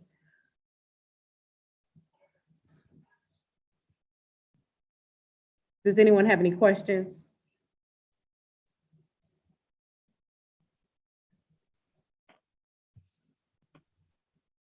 There's nothing showing up in the chat. Okay. Well, Joya.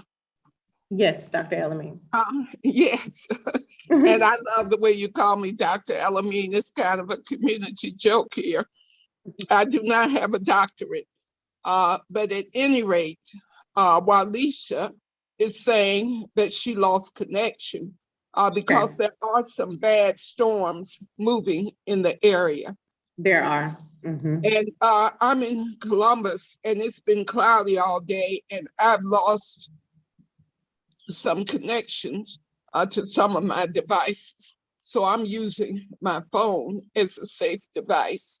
But Joya, that was an excellent presentation with so much. I think you went on mute. Sometimes that happens to her phone. Okay, okay. She'll be back. Okay. Well, finally, I can hear you now. I can hear you now. I was just about to say something. Good.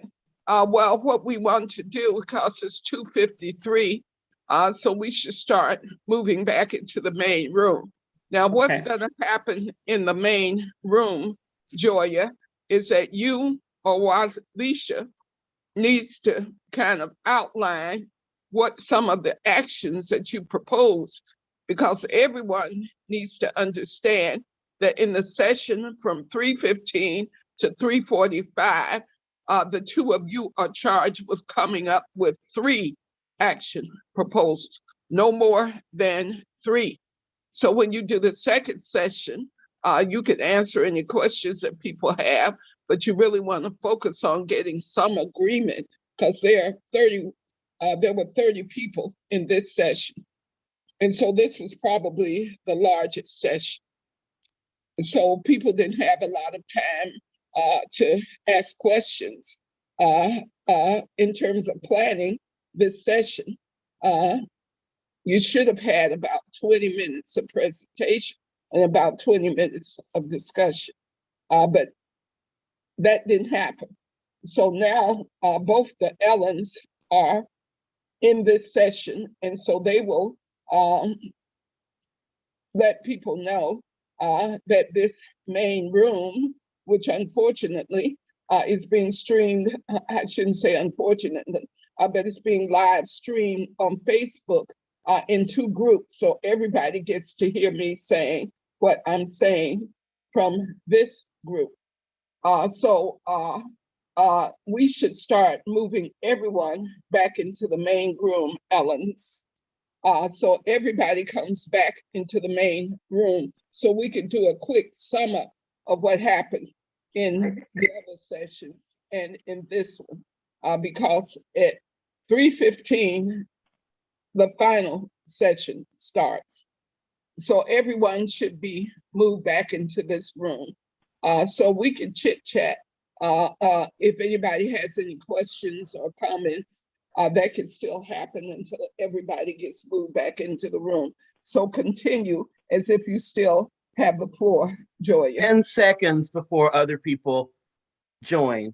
Six Right, I think now. I think we have about 6 seconds and people are gonna start popping back in. Well, that's okay. They'll be quiet, but you can, you can continue talking about mass incarceration and the death penalty. Yeah, I just wanted to continue to just talk about how bias and violence was displayed in real time in the Kyle Rittenhouse trial, where Judge Bruce Schroeder, he was almost acting as a fatherly figure for Kyle Rittenhouse, who shot 3 protesters military style after the murder of a Black man in Kenosha, Washington. You know, despite Kyle's clear, intentions for going to Kenosha, he was actually protected under our criminal legal system. So it kind of forces us to ask a couple of questions on how we can leverage faith and justice and the power it brings for family and communities. We have to speak directly to the issues of Black people in the judicial system. We also have to understand that even though there may be a defendant that is guilty, the question is, do we as a civilized nation have the right to kill?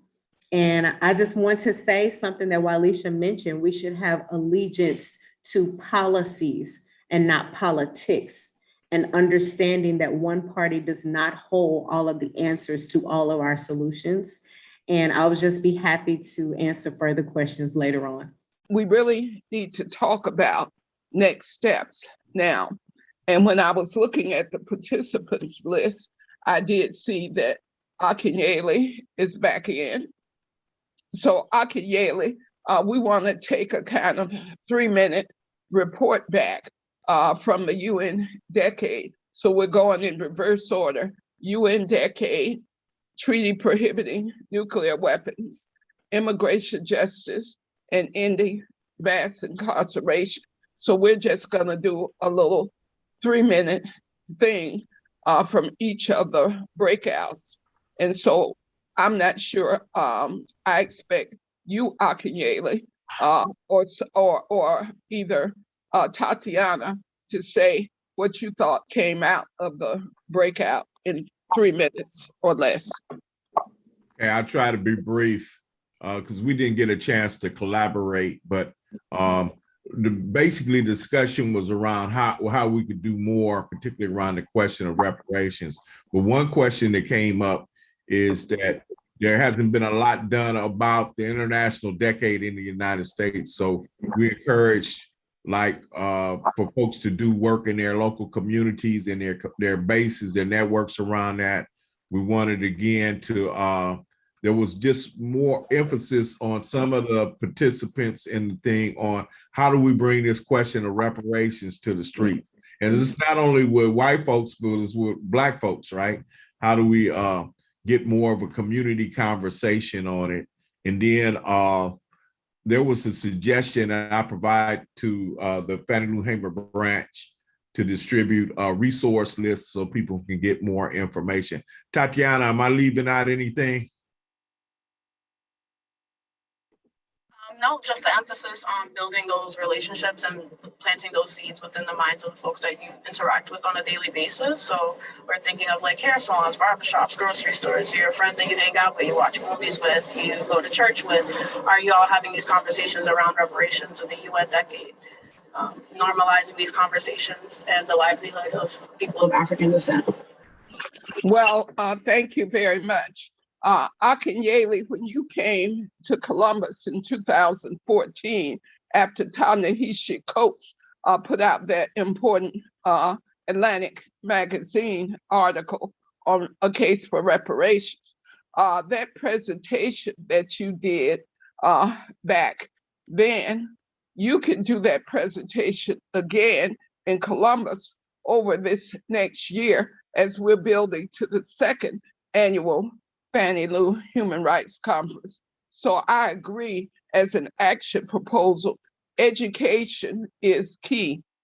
And when I saw that presentation in 2014, I was I learned so much. So we'll invite you back, Akiyele, to Columbus, Georgia.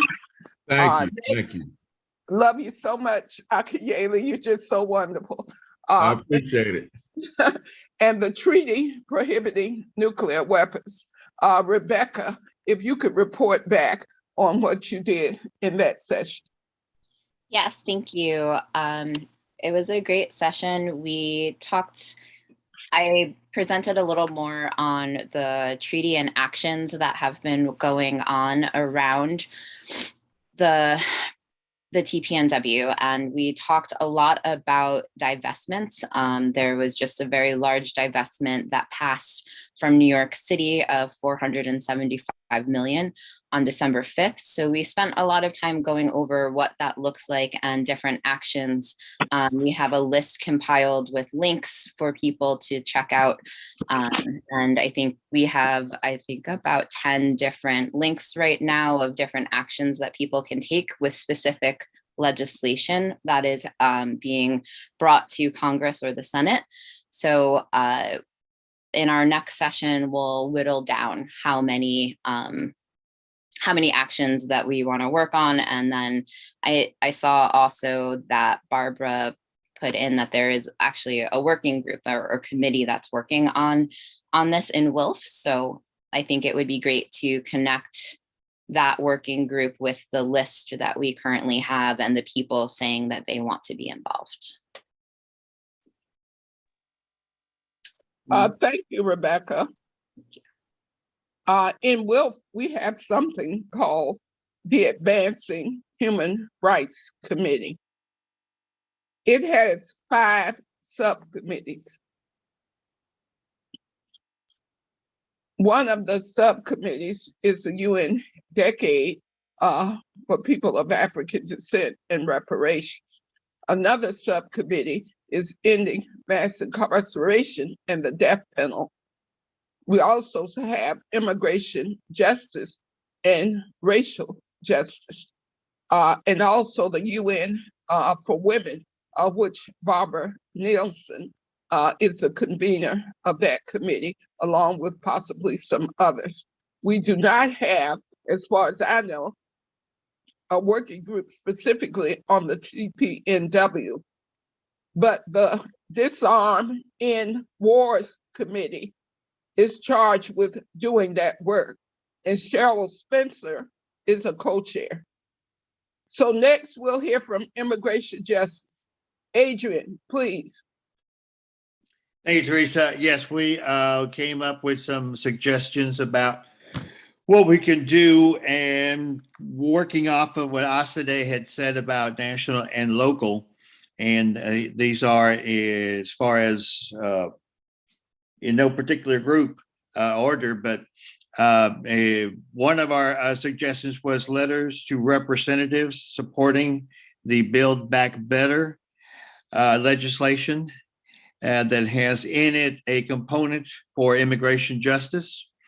And that was one of them. The other was reaching out to the organizations that are already in WILPF, like Via Campesina and the U.S. Food Sovereignty Alliance, which has 35 grassroots movements built into it, among them Black farmers and women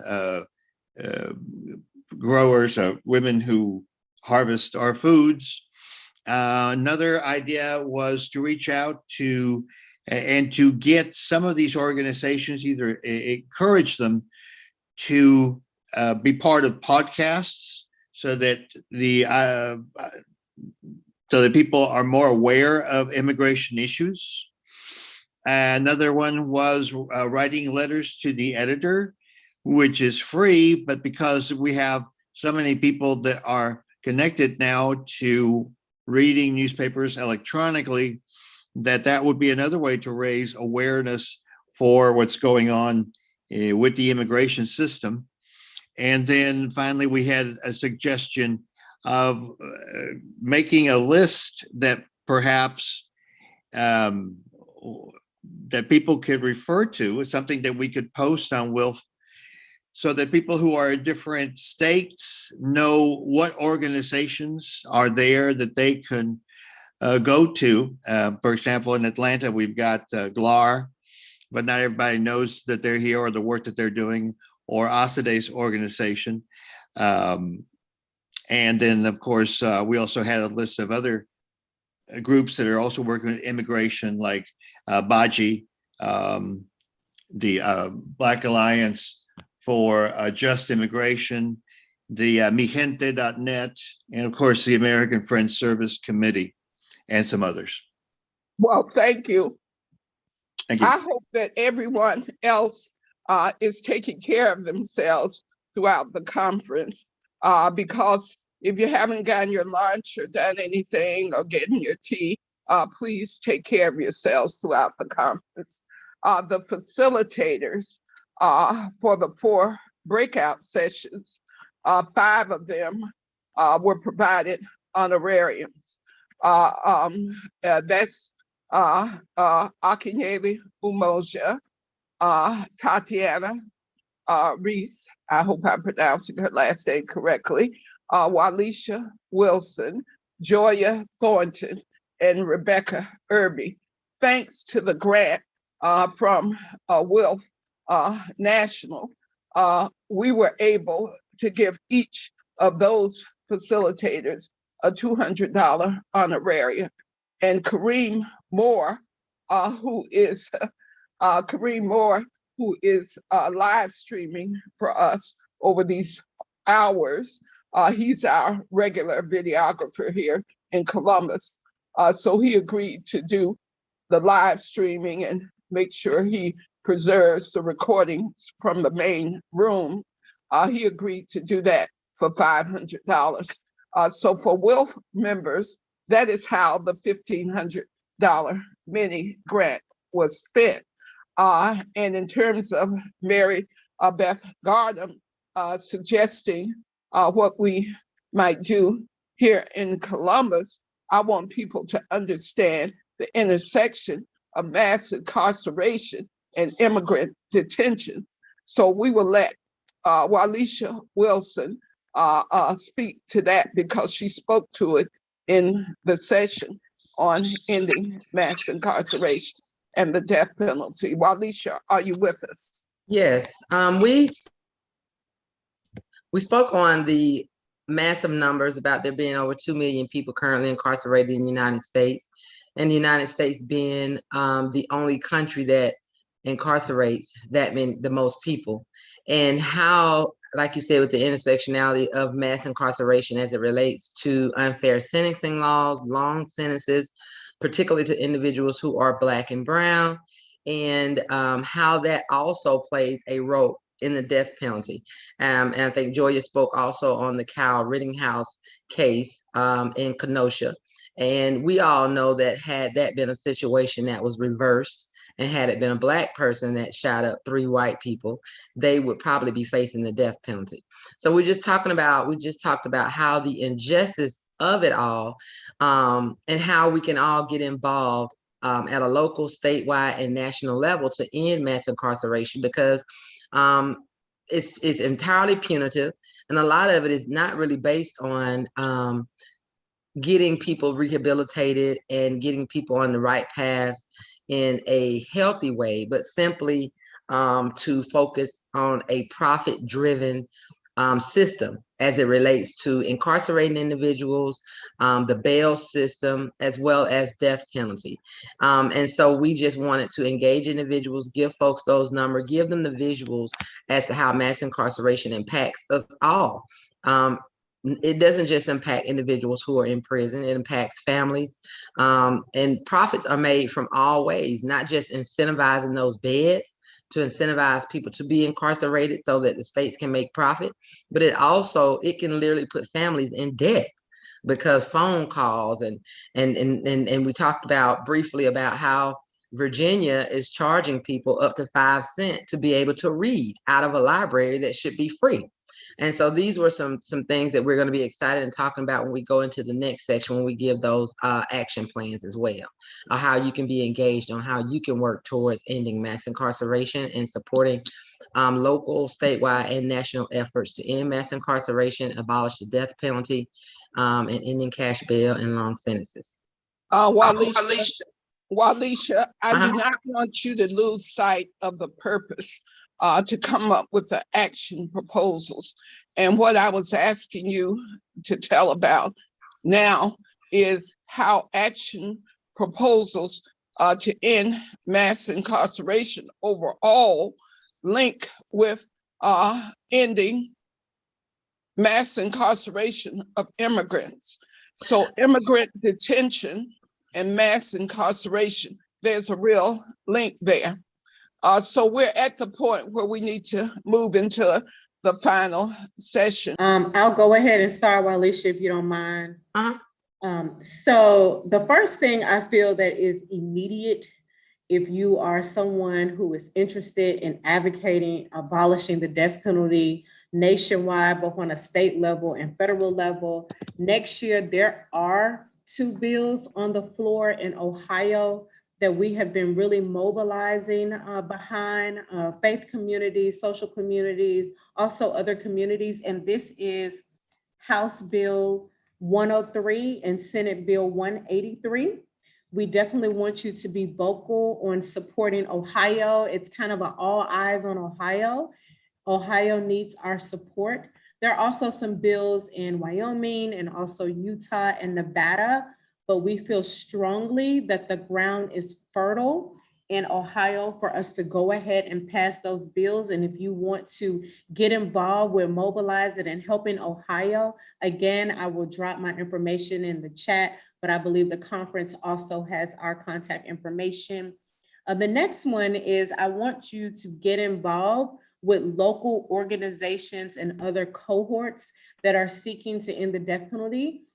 This can be GFADP, so Georgians for Alternatives to End the Death Penalty, right here in the state of Georgia. You also have a Texas coalition to abolish the death penalty. If you do a quick Google search, there are different chapters of different organizations that are seeking to end the death penalty and disseminate public information on the death penalty in your particular state. I also said that another call to action, and we can talk about these things, is to mobilize your social faith communities, and I will also say family members, to advocate against the death penalty and to also stop executions. There's an execution coming up in Georgia at the top of the year. We're going to need a lot of support to stop that particular execution. And again, just this year, I was very successful in advocating for Purvis Payne, and we saved his life based on a retroactive intellectual disabilities bill. And Julius Jones in Oklahoma, at the 9th hour, Governor Stitt committed his death sentence to life without parole, which is still not a win, but we're seeking other strategies to bring Julius Jones home. And again, lastly, write to your state and US elected officials and support the federal bills also on the ground in Washington, D.C. that are sponsored by Representative Ayanna Pressley and also Michael Espaillat against the death penalty in our country federally. And make sure you're vocal about stop executing people in your name. The people that are for the death penalty, this is what they say. The people want this. The people want us to execute individuals. There is so much information out there. If you are a visual learner, if you Google things like Just Mercy, Equal Justice Initiative, they have some really great videos. The ACLU, they have some really great videos, because I'm a proponent of before you can advocate for something, you need to educate yourselves about it. Again, since 1973, there have been 186 exonerations. So for every 9 people we executed, 1 person was exonerated. There was enough evidence that had been brought against them to exonerate them from death row. So those are a couple of my proposals. I also saw in the chat that there are 3 governor-imposed moratoriums. So you have 23 states that have abolished the death penalty. We have a ways to go. One of my key things to do for next year and the years to come is to really start targeting the South. The South has a very, very deep attachment to death.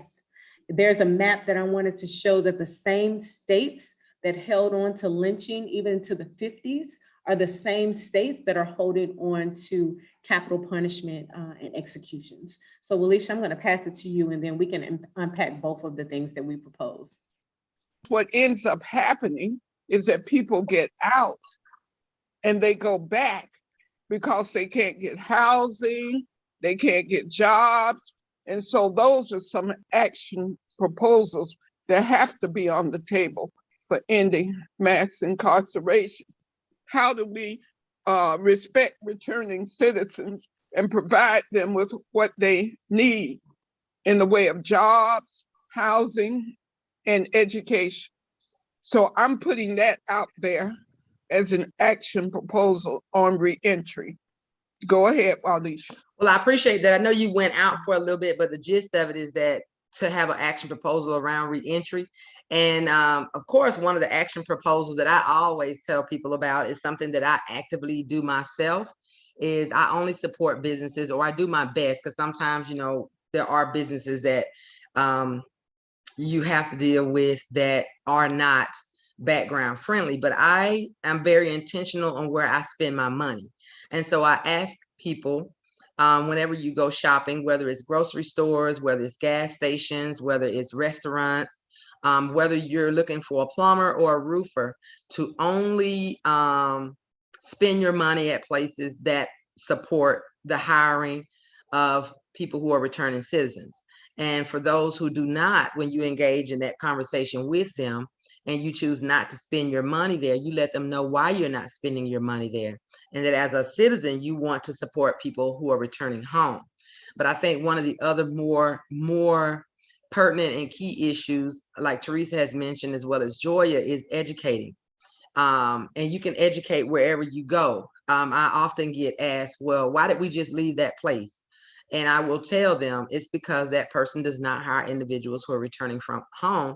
And I take it personally because I'm a returning citizen, and I just in good cause cannot try to, you know, support in, you know, businesses who would not hire me. And so that is one of the action plans that I'm always telling people about, to support businesses that support us, or your loved ones and the community. Because without employment and without housing, recidivism rates do rise. You know, you're never going to say there's a high crime rate, but not understand that a number of the people who are committing the crimes are people who are doing it out of desperation to take care of their families. And it's because of poverty. Poverty drives crime. And so one of the other action steps I wanted to really speak on, which does interrelate with reentry, is to engage your local chambers of commerces, as well as your local city council members, about policies, local policies, on how to not only recruit businesses to come into your city that are background friendly, but also to talk about wages. One of the biggest issues that we're seeing now, we have several states that have actually raised their minimum wages, and people need a living wage. And again, because a lot of people commit unlawful activities, is based out of poverty. And so that would be one that I would say to engage your local legislators on recruiting background-friendly employers, as well as engaging your local city council members. Some places they're called commissioners, and wherever they're called, the people who make the policies and laws on issues to make true and evidence-based legislation.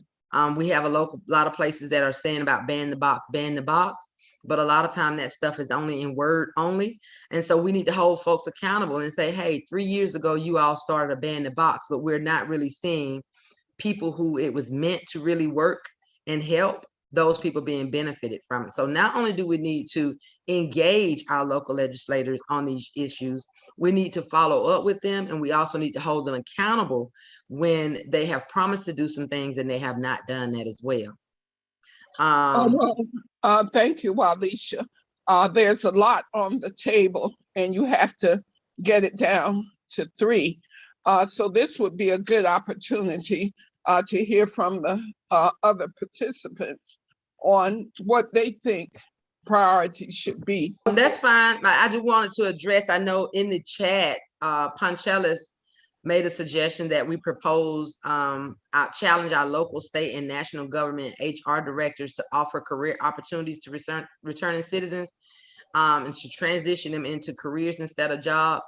And on a local level, a lot of states are doing that. However, there again, like the 13th Amendment, there's a loophole.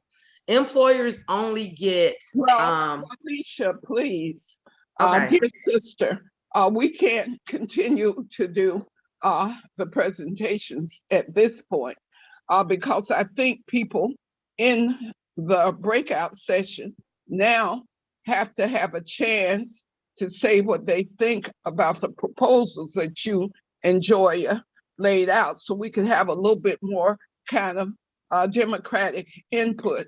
And something sounded like I heard a man speaking. So whoever that person is, did he want to speak now? Yes, this is General Parker. I wanted to piggyback off what she was talking about, the minimum wage. I agree with that, but I think it should go further because this would go toward ending mass incarceration, because she spoke earlier about this system is driven because of the slave wages and the free and cheap labor. But if you pay people who are incarcerated at least a minimum wage, that would do away with a lot of these private prisons and a lot of these private companies making money off of slave wages, paying people slave wages. Because my bills don't stop when I got locked up. You know, my child support and everything else still kept going. So why should my pay be reduced for the same work that I'm doing with people out here, firefighters and everybody else? You know, so if we're doing the work, we should be able to get the same pay. I think that's one of the things we need to work on. Well, clearly, Alicia and Joya, what's standing out is increased employment opportunities and living wages. That could be a general proposal of the three. So I'll let you continue working to pare down the proposals. Go right ahead. Yes, I would like to, in the chat, a couple of us have mentioned felons, former felons' right to vote once they're not under supervision. And also we need to set up in the communities, in all of our communities, programs to help people reintegrate into the community through social services, information on job training and other materials to give them the tools and the community support. That's all.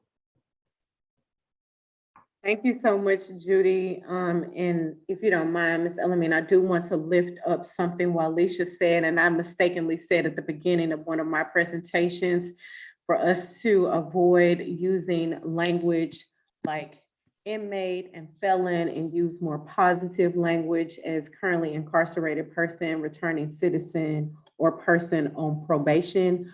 I'm not above correction. We definitely have to make sure that we're continuing to elevate better terms to humanize individuals. So I certainly agree with you and the gentleman before you. Yes, and thank you for that language adjustment, which is so critical. People returning to public life. Thank you.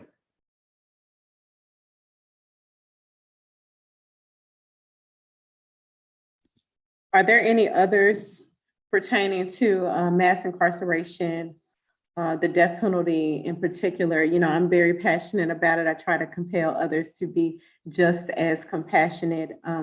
Reverend Vaughn mentioned early on that narratives and stories compel us. I want to lift up the story of Sabrina Butler in Mississippi, who was charged with killing her son. And she was on death row for about 8 years before she was actually exonerated. So there's so many stories. I talked about Purvis Payne, Julius Jones. I want to compel us to go out and learn these stories of individuals, of the humans that are living inside, that we can advocate for, that we can share a post on social media. That's one post that you could take away from sharing your lunch. You can post about Julius Jones or Purvis Payne.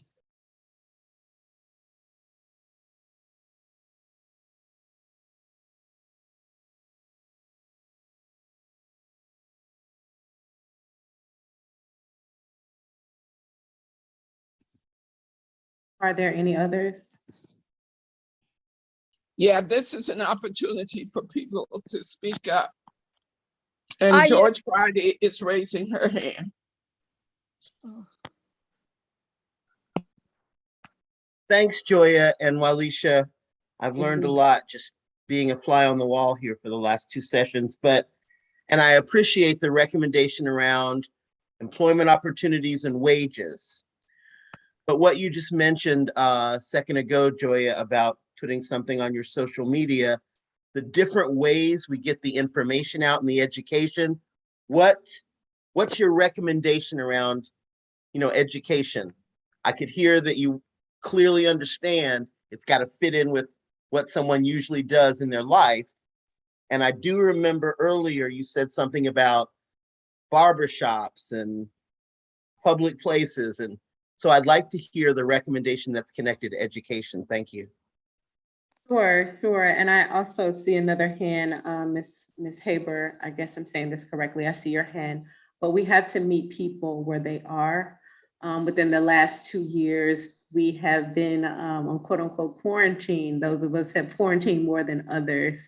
People are online more than they have ever been before. So on the internet, on social media, I urge you to share different information. One of my go-to places as a central hub for information is the Death Penalty Information Center.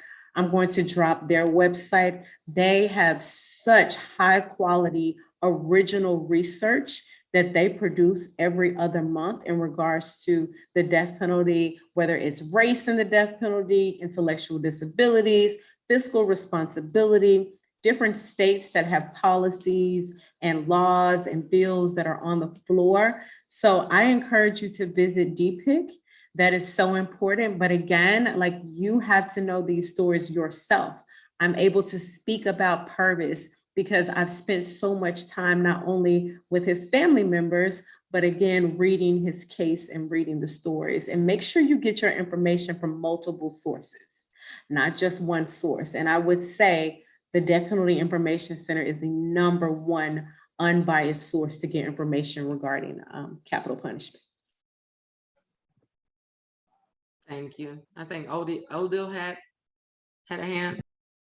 Yes, can you hear me? Can you hear me? Yes, we can. Yes.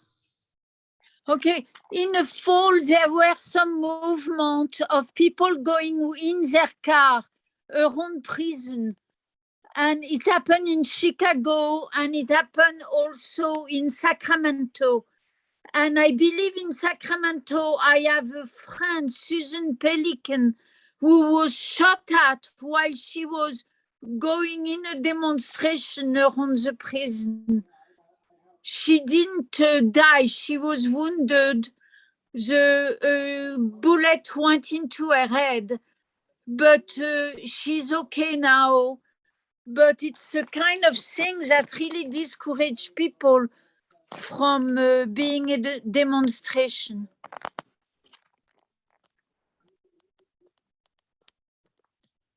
Could you hear me? Yes, thank you so much for lifting that story up. Is there some type of action that she needs or support that she needs that the group can offer, or do you need support in supporting her? No, I did support her in the fall, and I don't know what's happening now with her. I don't know. I have not called her back recently.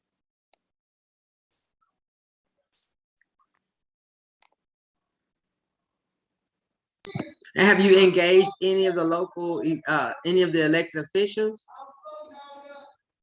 It was in California and I am in Michigan.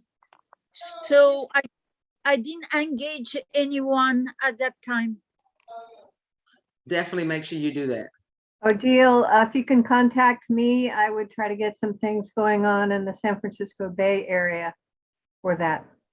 Judy Adams. Who is speaking? Judy Adams. Judy Adams, okay. I can look up your email also to write to you directly. I'm sorry, I had to go on my phone because my it cut me off the Zoom when I changed room. And Okay. now it I'll said contact you. Yeah, thank you. I'll get you two in touch with each other. Let's get back to picking the 3 action items for presentation for the whole group to work on. So right now, since we have about 8 minutes left, my main action items, I think we leave the other 2 to Joya for the death penalty, but my main action item would be with the proposal that Teresa focused on, which would be reentry and working on the economics of it.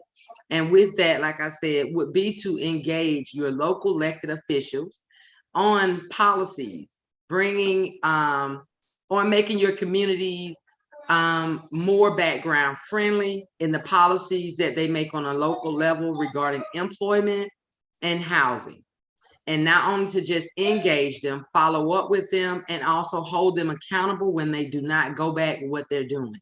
So I think that is one of the biggest ones. Anything that's related to employment, housing, and employment could be broken off as well with the minimum wage, or only hiring individuals in certain fields.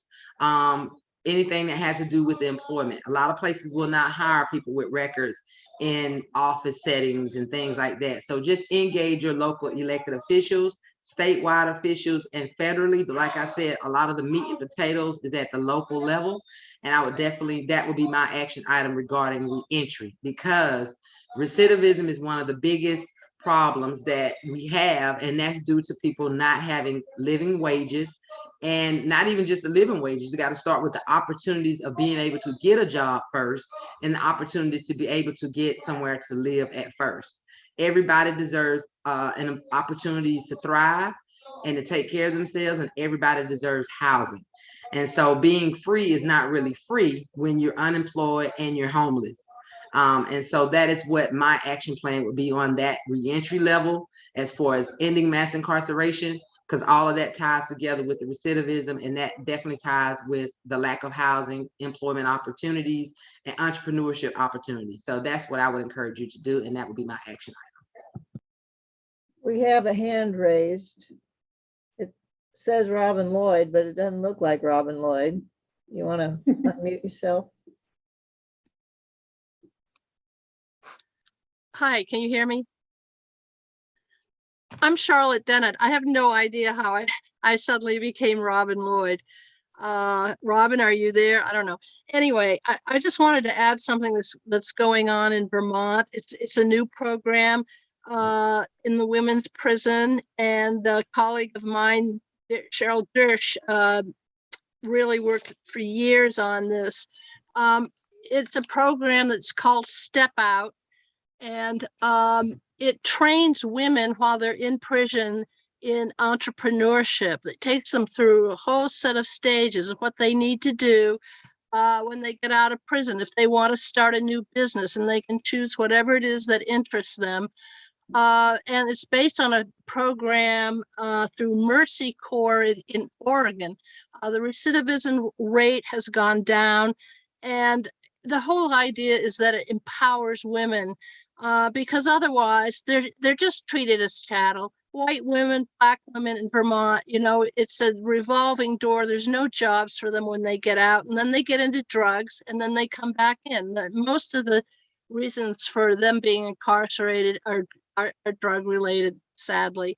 And so the women have embraced it very enthusiastically. It's like, it's a program that treats them as human beings, that understands and have dreams and visions. They want a good life, they want good paying jobs, and it helps them along the way.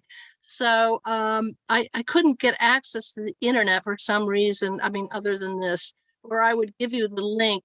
But I think if you Google Step Out or Step Out Vermont, you'll find the program.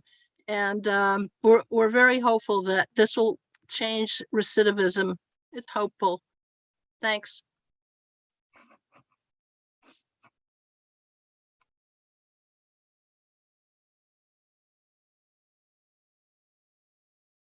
Thank you so very much for that. I definitely am going to be Googling more about this program. I think a lot of folks do focus on employment, and I think entrepreneur is also a great avenue. So I think that's a great program. Thank you so much for that. I just put the link in the chat.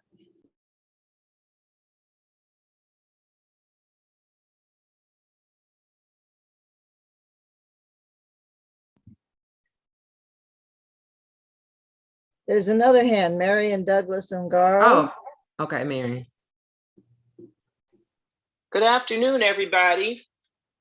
Good afternoon from Washington, D.C. Good afternoon. And hello to George, Friday, and Teresa, El-Amin. We've known each other for years, haven't seen them recently. Some of the folks from Women's International League for Peace and Freedom, which I have been involved in the not too distant past. I just wanted to thank everybody for this event. Conica Dunson also, who told me about it. I just found out this afternoon when I saw my email. And of course, International Human Rights Day was yesterday. This is also the month, December of 1951, that Black Americans took the petition to the United Nations called We Charge Genocide.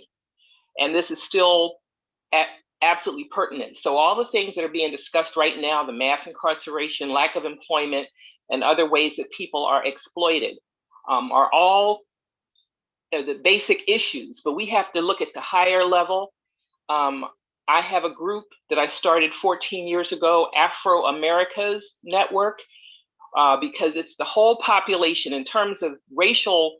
It's not just about race, it's about slavery, the history and the legacy of Black slavery, not just in the United States, but in the Americas, across the Americas, the Black populations.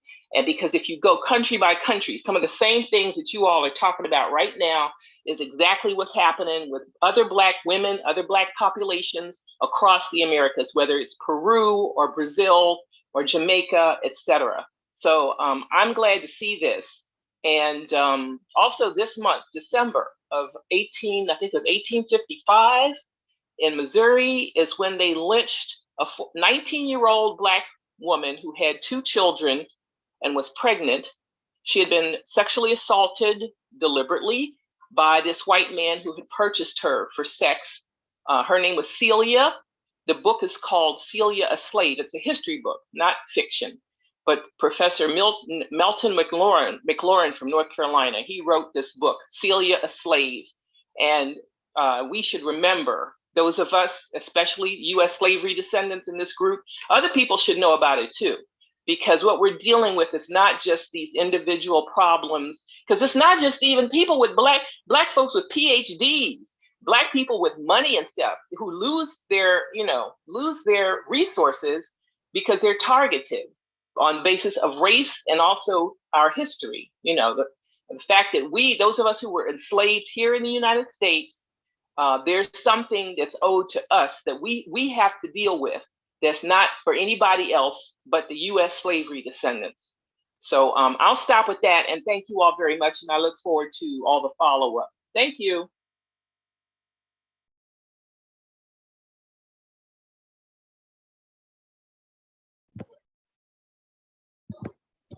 Thank you, what you just said. I think we should also in WILPF branches focus on redlining in our communities where Blacks and other people of color were written into covenants as being prohibited in buying property.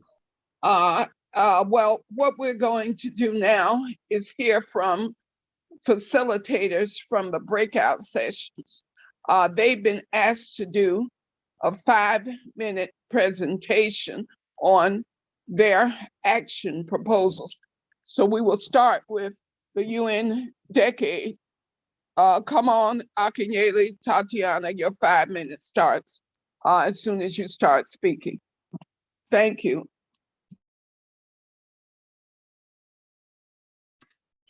Okay, so our breakout session decided on 3 proposals. Our first proposal is writing to our legislation body. So some notes that we had was, who should we include? Does your current representative support HR 40 with a link where you can find out where you live and if they do support HR 40? And tips on how to send and contact your congressperson by sending them certified mail or return receipts so that inquiries and requests don't get lost or ignored. A creation of a unified email, draft/phone script, and communicating with folks like Pelosi and Clyburn to urge them to bring HR 40 to the floor. with direct links to their sites. And then lastly, how to write to your Congress around HR 40, which is a site that will help you with these drafts. For our second proposal is creating and facilitating an educational resource list, and which would include a workaround HR 40 and local commissions and initiatives, a shareable resource list that will help support spread knowledge around the UN decade and the reparations movement within the US, a 3-minute informational video on the UN decade, a video overview of Black women at the forefront of the reparations movement to upload onto YouTube, and a link to NCOBRA, and reaching out to organizations like the Algebra Project who are culturally relevant and already doing the work of repair, and a link to First Repair, which is an organization that can help locally with reparations movements run by Alderman Ruth Simmons. And our final proposal is a city level actions. How can we were answering the question, how can we propose to do this work at the local level? We have hosting listening sessions with the community to engage in conversation around reparations, invite speakers with expertise in reparations to facilitate the discussion, understand the belief systems of the various groups working around reparations, for example, NCOBRA, asking questions of the representatives of the groups you connect to and identify the ideology of the group and any previous work they've done, compare notes to find which organization is a good fit to volunteer with or support, and lastly, national and local demonstrations for Juneteenth and MLK Day and having them recognized. And that's our final proposal. And Tatiana, I just want to add, there's another resource around culturally relevant education. It's called a Culturally Relevant Classroom. I'll provide that website and link. Wow. Wow. Beautiful, Tatiana. We'll be so glad when you're a member of WILPF in Rhode Island. As we discussed, we're going to build that Rhode Island branch, Tatiana. So next we have Rebecca Irby on the TPNW, 5 minutes. Okay, thank you so much. And you'll notice that a lot of our actions are very similar to Tatiana's. So we also, our first action was around contacting local and state representatives. So we have a number of different resources that people can access. These links are links to templates that you can use. So scripts as well, scripts for calling, as well as letters that you can change and make it relevant to your state representative. So there are letters that you can sign on to, as well as scripts for calling. So we found there was a lot of interest in these types of actions. They're shorter to do because the scripts are already created. It's something where you can literally go on the website, make the phone call, or just send an email, which has a really big impact. So that was kind of an easy lift. The next piece that we're looking at, so for action number 2, is divestment. This is a longer game, something that requires more time and a committee in some cases. So there are personal divestments that people can do, and that has to do with your bank, where you choose to put your money. You can find resources to find out if your bank is on the list of banks. We call it the Hall of Fame or the Hall of Shame. So you can see where your financial institutions lie. I personally did this for my businesses as well as my personal finances. So making sure that all of the money that I have coming in and that I'm using are put into places where that money will not be going to nuclear weapons manufacturers. So that's something you can do personally. As far as cities and states and institutions divesting, there's also incredible information on this website about divestments and how you can start a campaign. We've mentioned earlier, New York City just completed their divestment campaign of $475 million out of their pension funds. So that model will be forthcoming, but there are other examples from other cities and large institutions if you want your branch or committee to start working on something like that. It is a long-term project. a short-term project that is coupled with this idea of divestments and contacting our local representatives is also creating awareness building. So something that we can all do is bring up and bring awareness around the Tpnw, which is the Treaty to Prohibit Nuclear Weapons. So the first anniversary is January 22nd. So we're asking that folks just put something on their social media, put out a newsletter, create something that brings awareness to your circles and to your networks around the importance of the Tpnw. So when we look back and we talk about contacting representatives, it's important for them to hear from constituents. So that's why you need to have both. If we're going to work on divestments, we're going to work on these bills. There also has to be awareness building happening simultaneously, because those representatives, they'll come back and their pushback is always, I haven't heard this from my constituents. So that's the piece where it's twofold. Working on the legislation, working on policy, working on divestments, and then building awareness. So those are our three actions. And there are a number of resources available on this document, which we'll share with everyone. Thank you. Thank you, Rebecca. And Rebecca is one of our new members of WILPF in the Detroit branch. So part of the strategic approach to doing the conference is building membership in the U.S. section of the Women's International League for Peace and Freedom. So if someone can drop the website link in the chat so that people can go to wilpfus.org and join, like Rebecca did a couple of weeks ago. So next we have immigration justice, and that will be Adrian and Samantha. Do you have your three action proposals? So I don't have visual, but what we came up with first of all was also contacting our representatives. We posted a link for that, contacting our senators to support the Build Back Better plan, which is incorporating some help for immigrants, for immigration reform. So there was a automatic letter. All you have to do is sign on, and you can fill it out, and the letter would automatically go to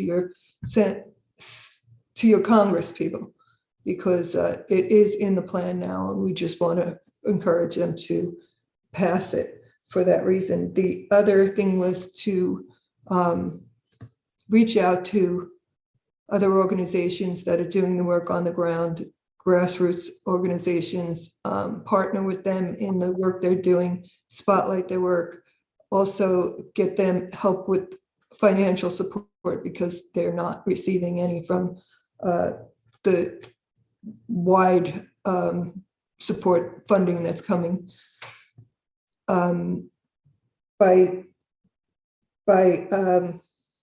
sorry. Adrienne, are you here? No, I'm sorry. I didn't write everything down that he said. Mary, do you want to take this? Well, the third one was a unique one in building our and ties in with our wanting to collaborate, and that's building the infrastructure for podcasts and getting that social media out with those people who, as we mentioned, the second one, are grassroots movements. We, for instance, WILPF is a member of the U.S. Food Sovereignty Alliance, and that has about 35 grassroots movements, including Black farmers and Latinx and field workers, Indigenous communities who are working and connecting with them and interviewing them. So the podcast, yes? Yeah, we need to move on to the next topic. But if you were saying that podcast was the third proposal, thank you Right. very much. So if we could move on, I don't know what happened to Adrian, but if we I'm could. back. Sorry, my internet dropped. I'm back now. Yeah, the storms are raging here in Georgia, so I figured it was something like that. Well, I don't know how much you heard, but Samantha did go through the three proposals. So in the discussion time in the second part of this hour, you can add comments, but we're gonna move now to ending mass incarceration and the death penalty so they can do their 5-minute action proposal presentation. So Joya and Walisha, are you there? I'm here. Joy, are you there? I'm here. Yes, I lost the video, but I'm definitely here on audio. Well, okay. Yeah, the storms are hitting in Georgia. So if you could go ahead, your 5 minutes starts now.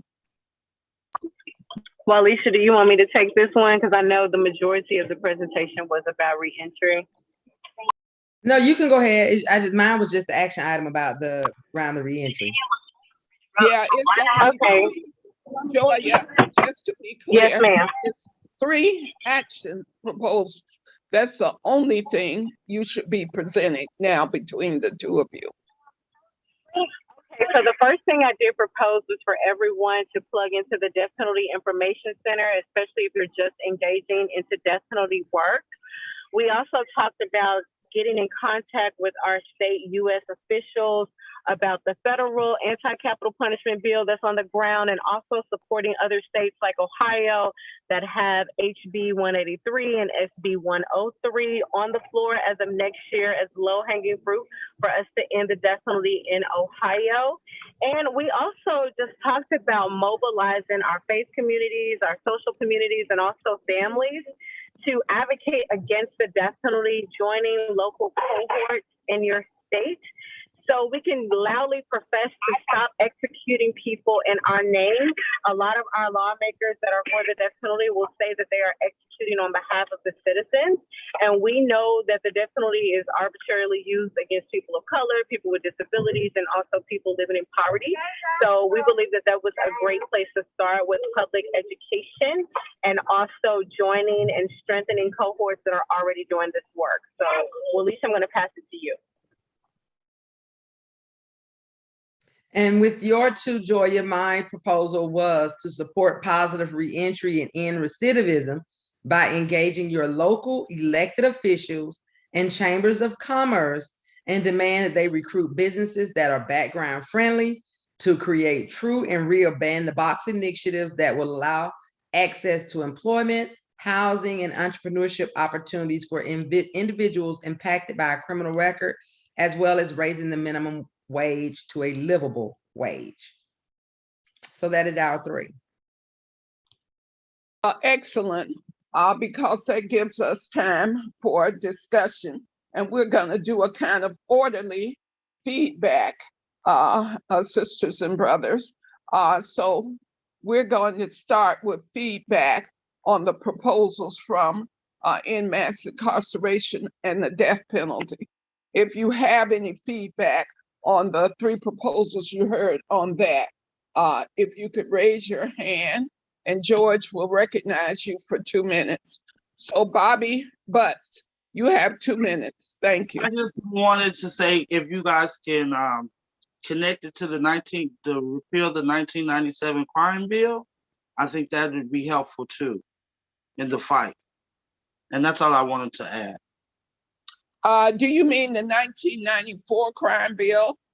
Yes, I'm sorry. I do apologize. I got a lot of that's the Joe Biden bill, by the way.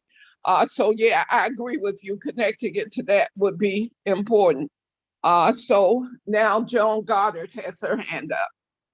I just wanted to ask for sure that we're going to get all of this information sent to us. I hope. I've been taking notes, but thank you.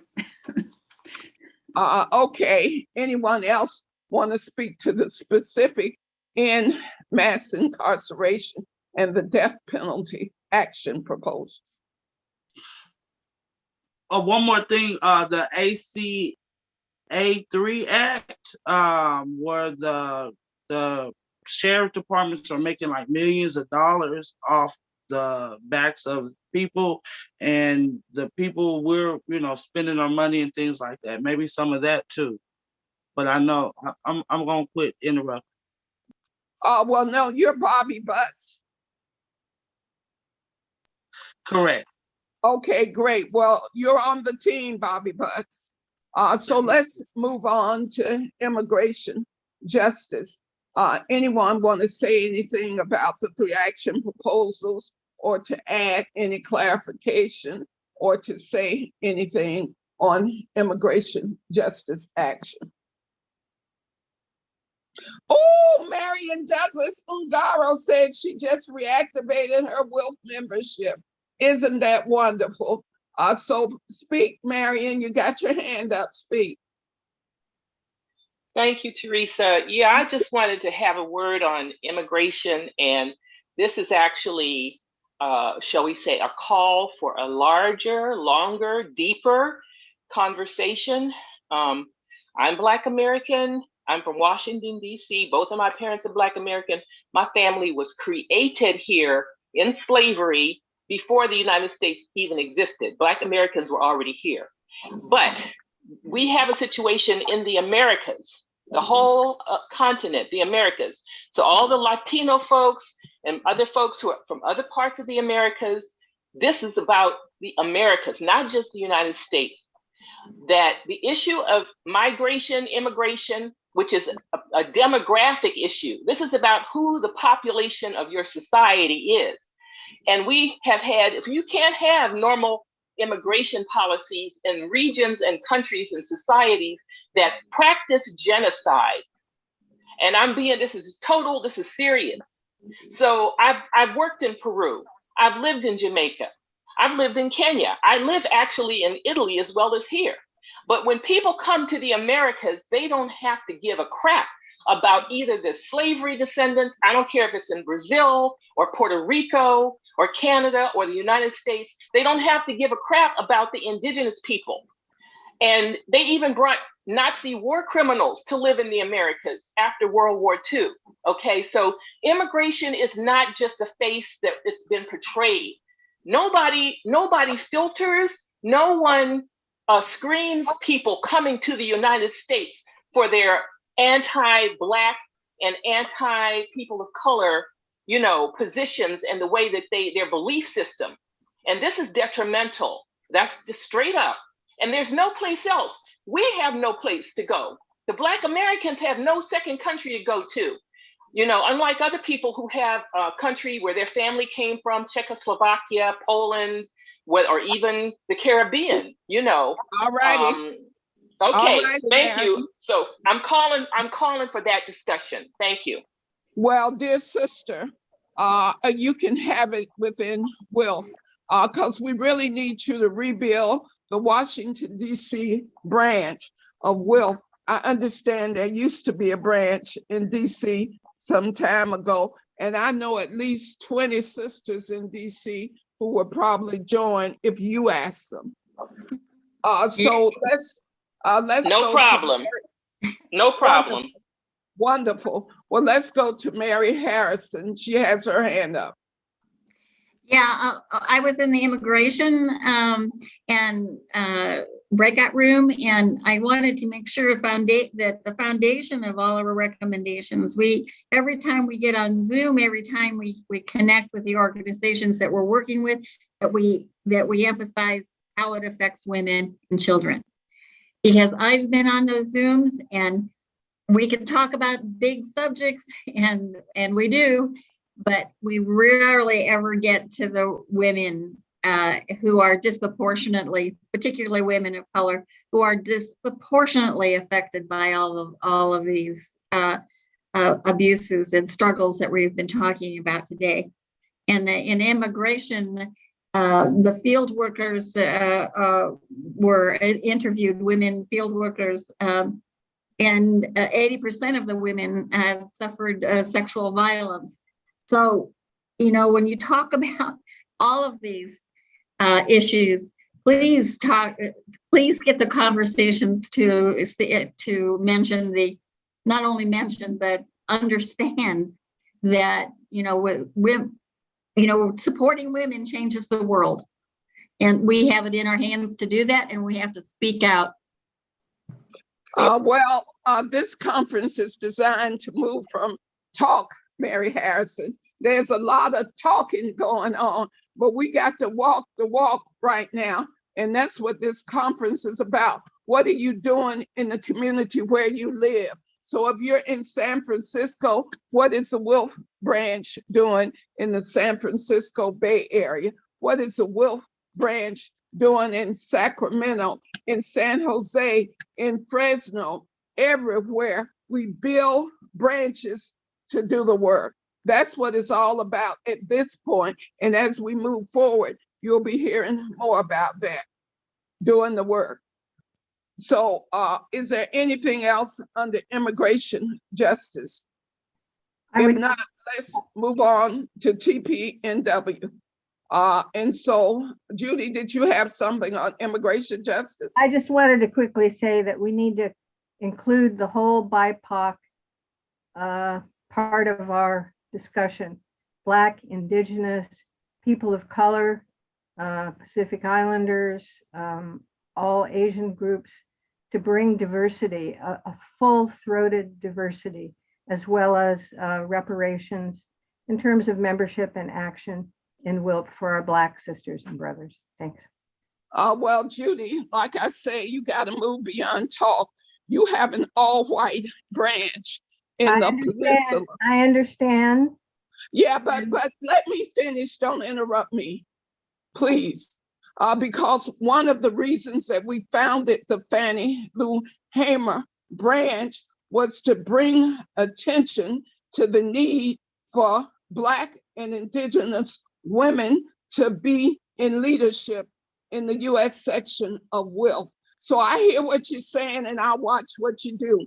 We're moving on. You know, you interrupted me so that I couldn't finish. No, you were finished.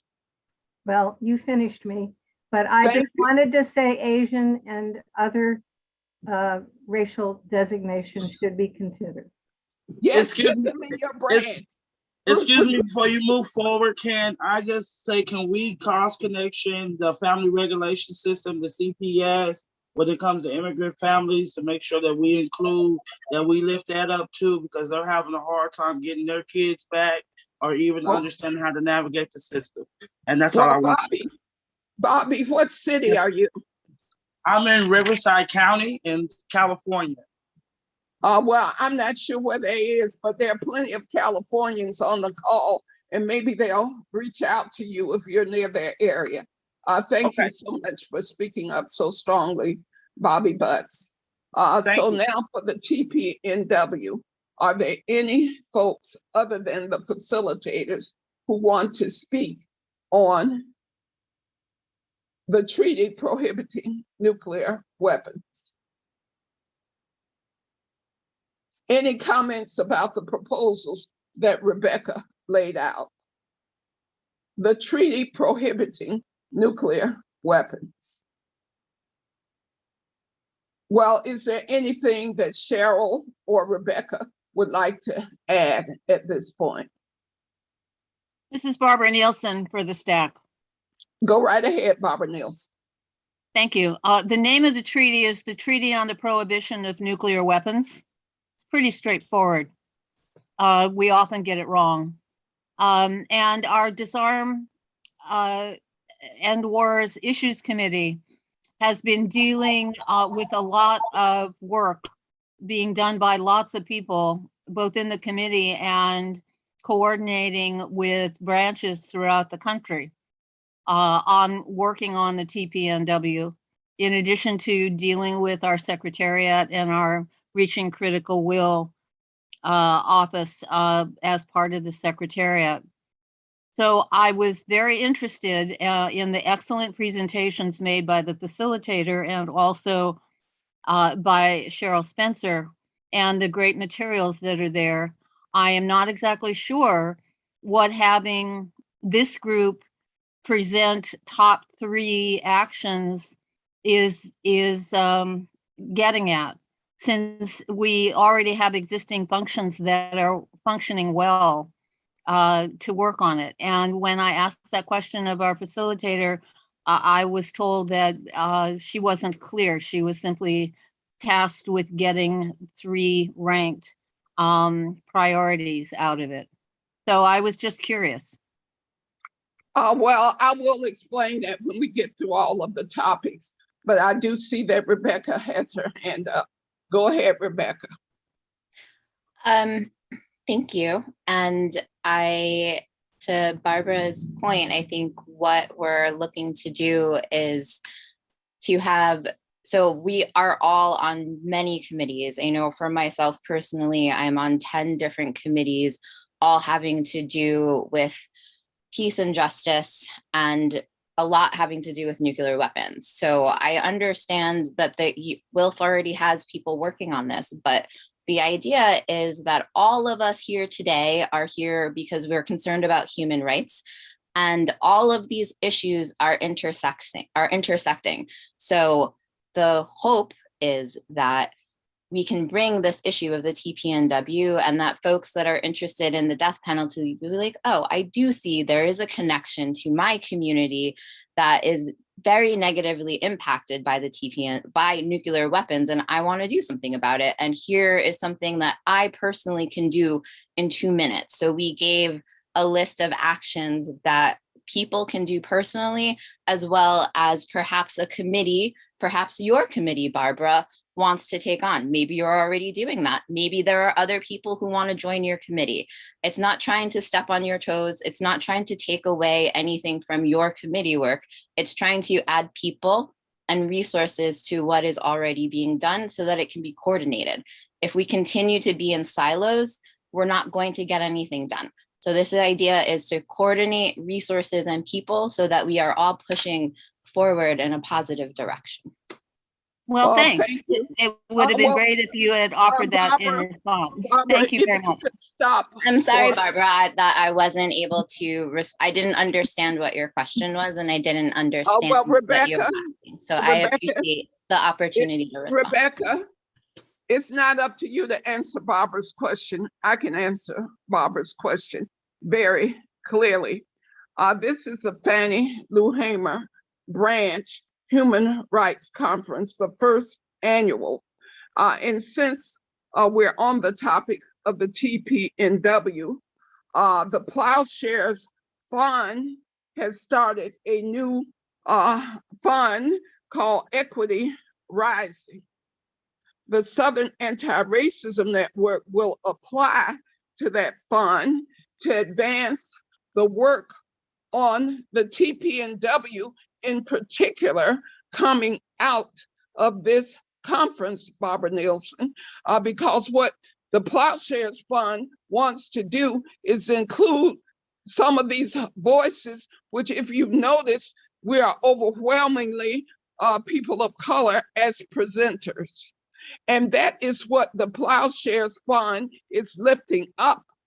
So I asked them if they would fund the second annual Fannie Lou Hamer branch Human Rights Conference, and I'm already working on the details of that, because the centerpiece of that conference will be advancing, and I'll get it wrong again, advancing the treaty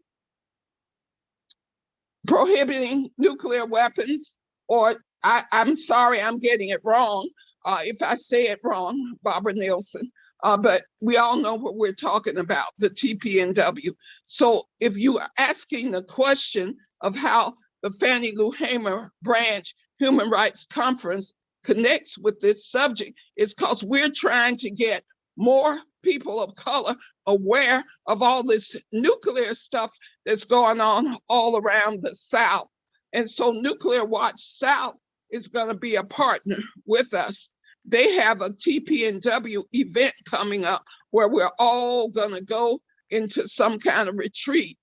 for January 20th through the 23rd. Ellen Thomas has been invited to the retreat by Glenn Carroll, and I hope she'll show up. But I want to be sure to answer Barbara Nielsen's question about the TPNW and where the Fannie Lou Hamer branch of the Women's International League for Peace and Freedom is going with this project. We do have a plan. Is there anyone else who wants to speak on the TPNW topic? Well, if not, let's move to our final topic, which is the UN decade. Anyone who was in that session wants to speak on the UN decade. We had a great presentation by Tatiana, and the proposals are very clear. So are there any objections to the proposals or any additional comments about the proposals that I think we're probably going to embrace? Anyone, Alan Haber or anyone who was in the UN decade who's still with us, would you like to speak? Thank you, Teresa. I always like to speak. Thank you. It was a very, very good program discussion. And I think one of the emphases was that the UN decade is really very understood. There are 3 years. If this was seen as a theme to develop in the public schools and in the public libraries, and also in the public events such as the Martin Luther King Day celebrations, and particularly Juneteenth, we viewed that in terms of reparations, put that on the agenda.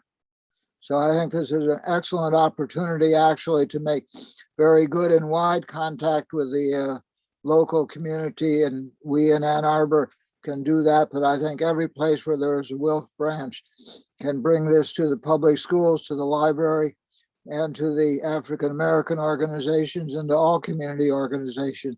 The UN is in pretty good repute, and this decade brings the situation of African Americans in America and worldwide to local attention. So thank you.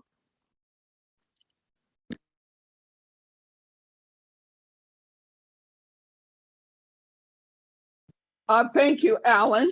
I'm glad to be able to see you, see what you look like, since we talked quite a bit a few weeks ago, months ago, I guess it is now, around the Middle East Peace and Justice Action Committee.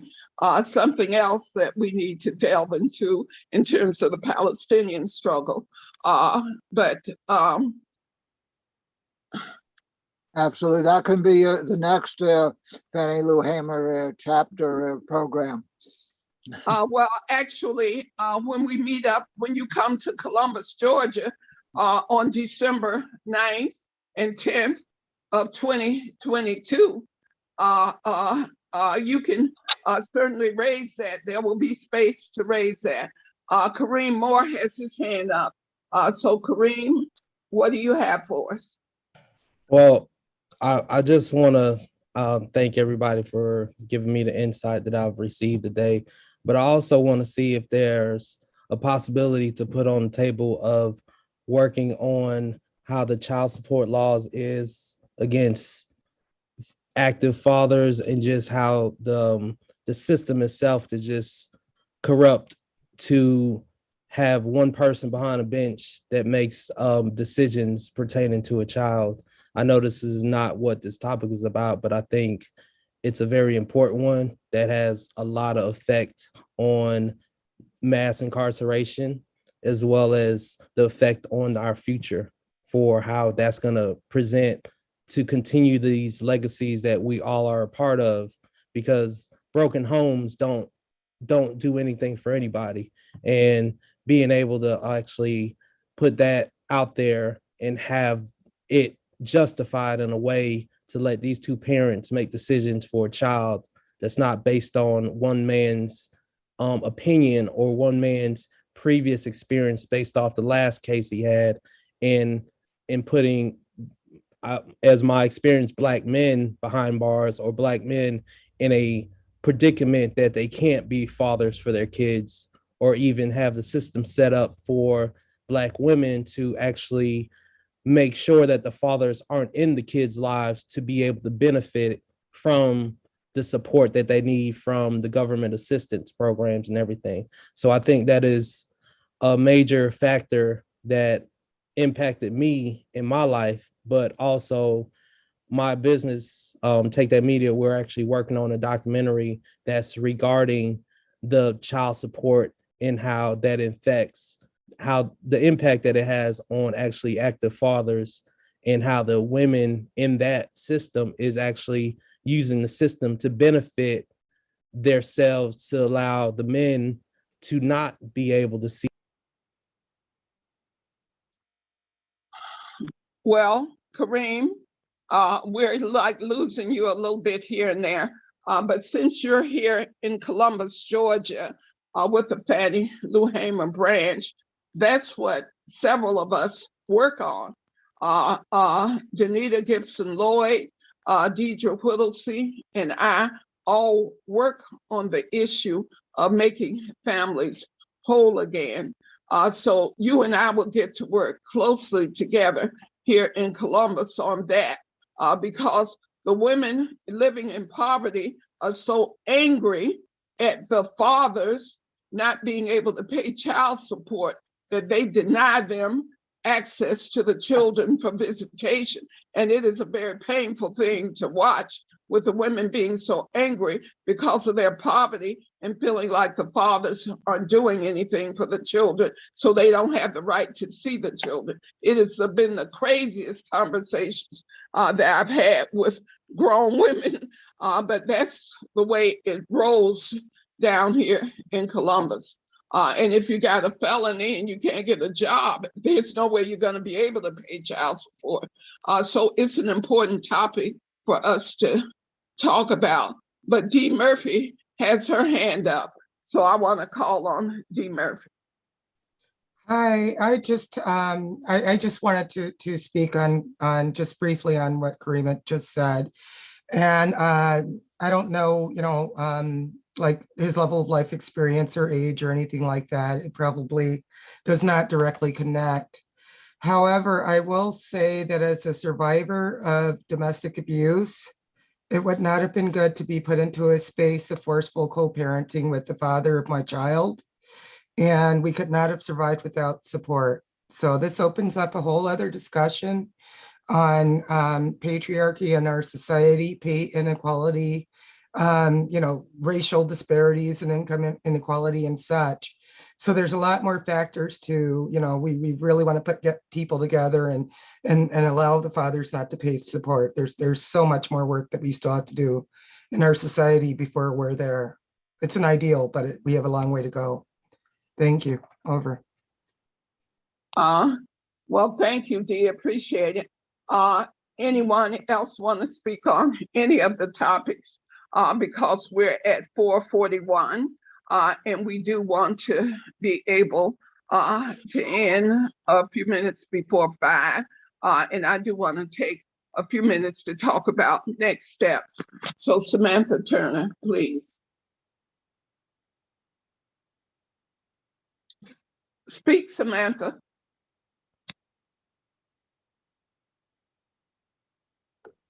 I'm sorry, somebody else has my name and she's the one with her hand up. That is not me, but yes, can you unmute yourself, the other Samantha Turner?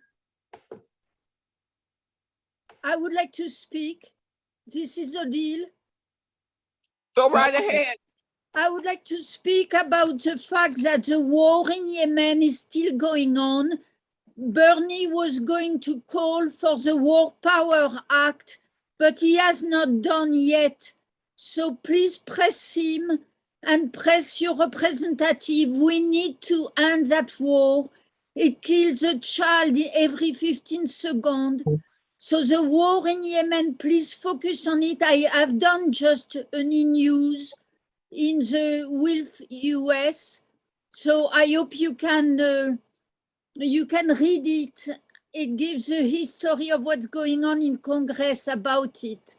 And it's pretty deplorable because Millions of children and people are starving, and our US arms are still going on to the Saudi. It's outrageous, and we need to be angry and to end this war. Thank you. Okay, Odile.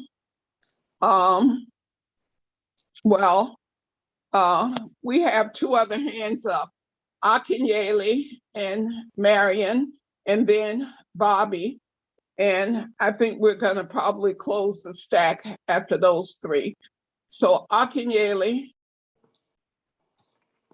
Yes, I just want to point out that in our discussion, that it was pointed out that there are connections between these issues with reparations. For instance, the question around nuclear war and nuclear military expansion, how the military budget is oftentimes used and prioritized in the United States, and it doesn't allow them to deal with issues like reparations. So that was one question that came up. Of course, it's connected to mass incarceration because the wealth disparity gap and other issues of disparity is one of the things that leads to mass incarceration in our community. And then we already pointed out immigration. Oftentimes when we think of immigrants in this country, we don't think that people from the Caribbean or Africa are immigrants.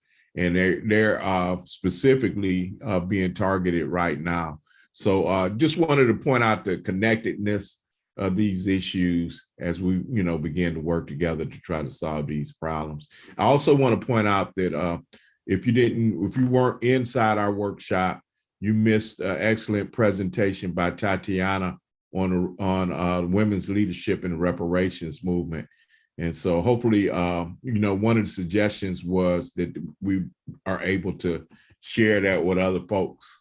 So I just wanted to make that folks aware of that if you didn't get a chance to witness it. Thank you. Well, Akinyele, we've known each other for a very long time. And so this is just deepening that relationship with the important organizations that you're involved with. NAPO and MXGM and on and on. So we're going to be working together in Georgia, Akinyele. You can count on that. So Marion, you're next on the stack. Thank you. I just wanted to note, this is the second time that I've seen and listened and read Odile Haber's intervention comments. And I believe, myself having lived in France, and that's my second language, that she's a French-speaking person. And this transcription is really messing up what she's saying. So actually what it would require for her is to have her speak in French and have somebody translate, because the way that this machine is interpreting what she says in English is wrong. I just wanted to share that, because if somebody's going by what's written there, it doesn't make any sense from what she was saying. Thank you. Marion, you amaze me. She is French, and she's very active in the Middle East Peace and Justice Action Committee of WILPF. She's actually one of the co-chairs. And so I hope that as you get deeper and deeper into WILPF and participating in WILPF, because we desperately need you, Marion, we desperately need you. And by the way, we have a Black Liberation Caucus, and the caucus will be meeting on December 26th from 4 till about 6:30. So I assume you dropped your email in the chat, because George Friday will add you to the list of the Black Liberation Caucus of the Women's International League for Peace and Freedom. Marion, I know you'll be interested in participating. Thank you so much. So Bobby Butts, are you still around? Yeah, I'm still here. I just wanted to lift up the racial disproportionalities when it comes to family separation through the child welfare and the laws and formerly incarcerated people and poverty. I just want to just make sure I lift that up because I do work like that down here, helping families get up to par and learn some things and try to apply so they can get their children out of the foster care system. So I just want to make sure we have, I work with a lot of immigrant families too and organizations, and they're having a lot of issues too. So I just wanted to add that. Bobby, Yes.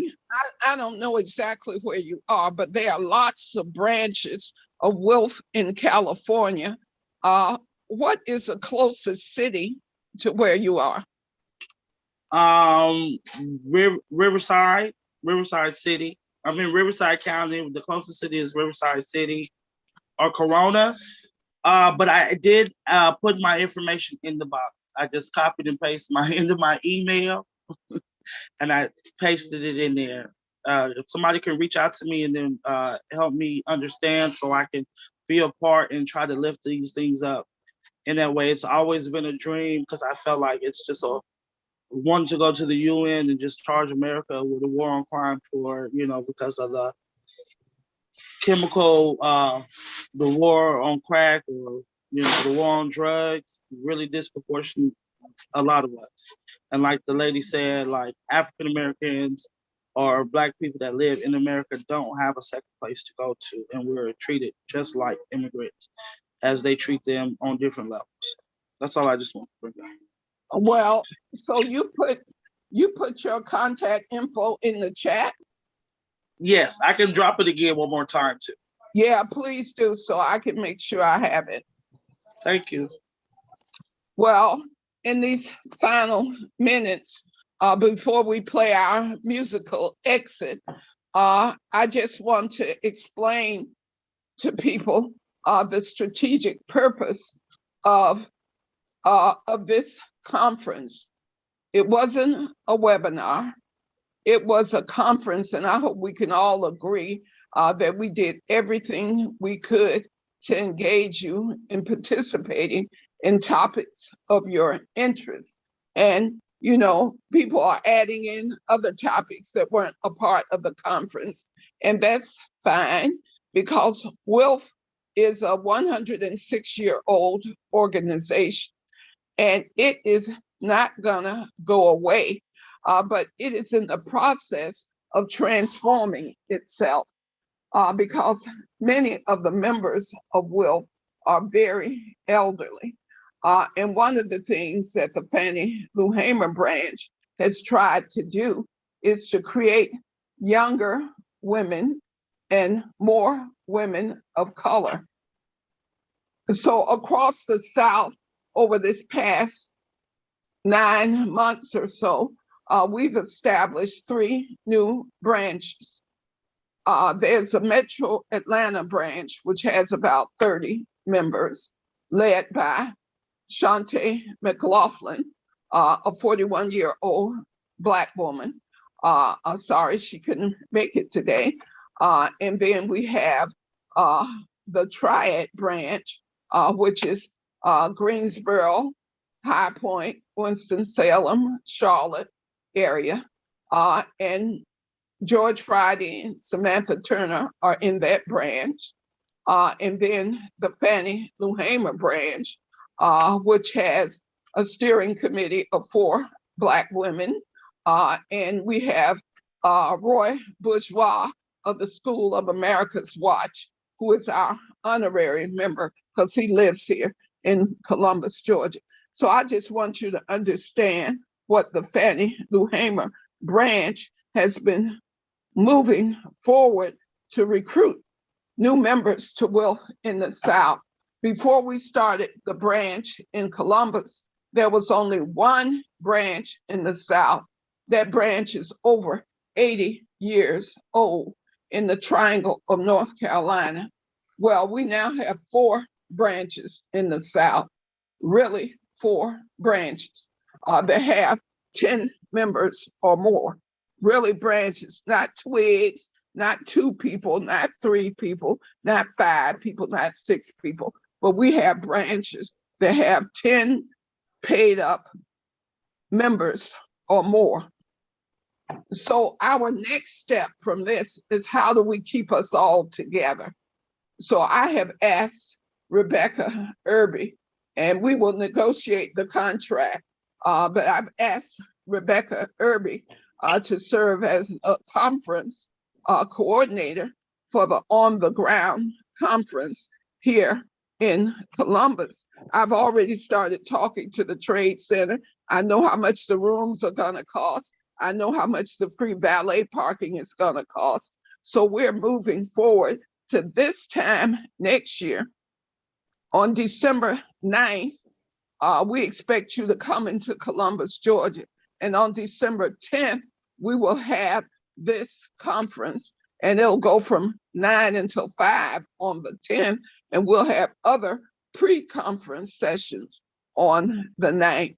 The plans are already in the work, and the Plowshares Fund has been asked specifically if they would consider funding us, and the answer was yes, Cheryl Spencer. The answer was yes. So we will be putting in a concept note for tens of thousands of dollars to fund the conference and the work ahead on advancing the TPNW work in particular. So I just wanted you to know where we're going from here. And I have asked Rebecca Irby to help set up the listserv. Oh, thank you so much, Bobby, for putting your phone number in the chat. So we will be in touch. So we're at 4:54, and we always end with music. And one of Fannie Lou Hamer's favorite songs was This Little Light of Mine. And that's what we want to do. We want to leave here saying, this little light of mine, we're going to let it shine. So, George Friday, if you could play the exit music. This little light of mine, I'm going to let it shine. This little light of mine, I'm going to let it shine. This little light of mine, I'm going to let it shine. Let it shine, let it shine, let it shine. This little light of mine, I'm going to let it shine. This little light of mine, I'm going to let it shine. This little light of mine, I'm going to let it shine. Let it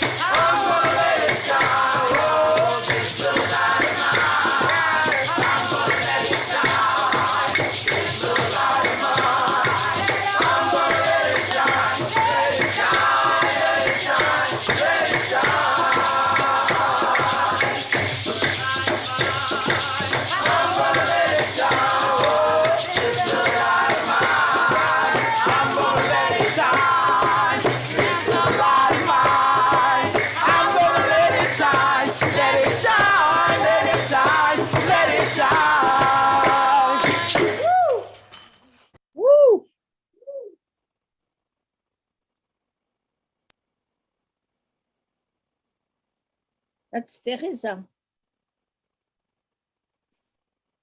Beautiful. Thank you, Teresa.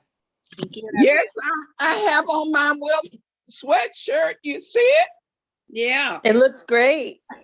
Oh yeah, that's for signing up a bunch of members. Well, I'm gonna have to try to figure out how to do it because I want to sign up. Okay, so I'm gonna copy and paste that, and I'll reach out to whoever just put that in the chat. I want to be warm too. Thanks, y'all. Thanks, everybody. Merci, Madame Hébert. Okay.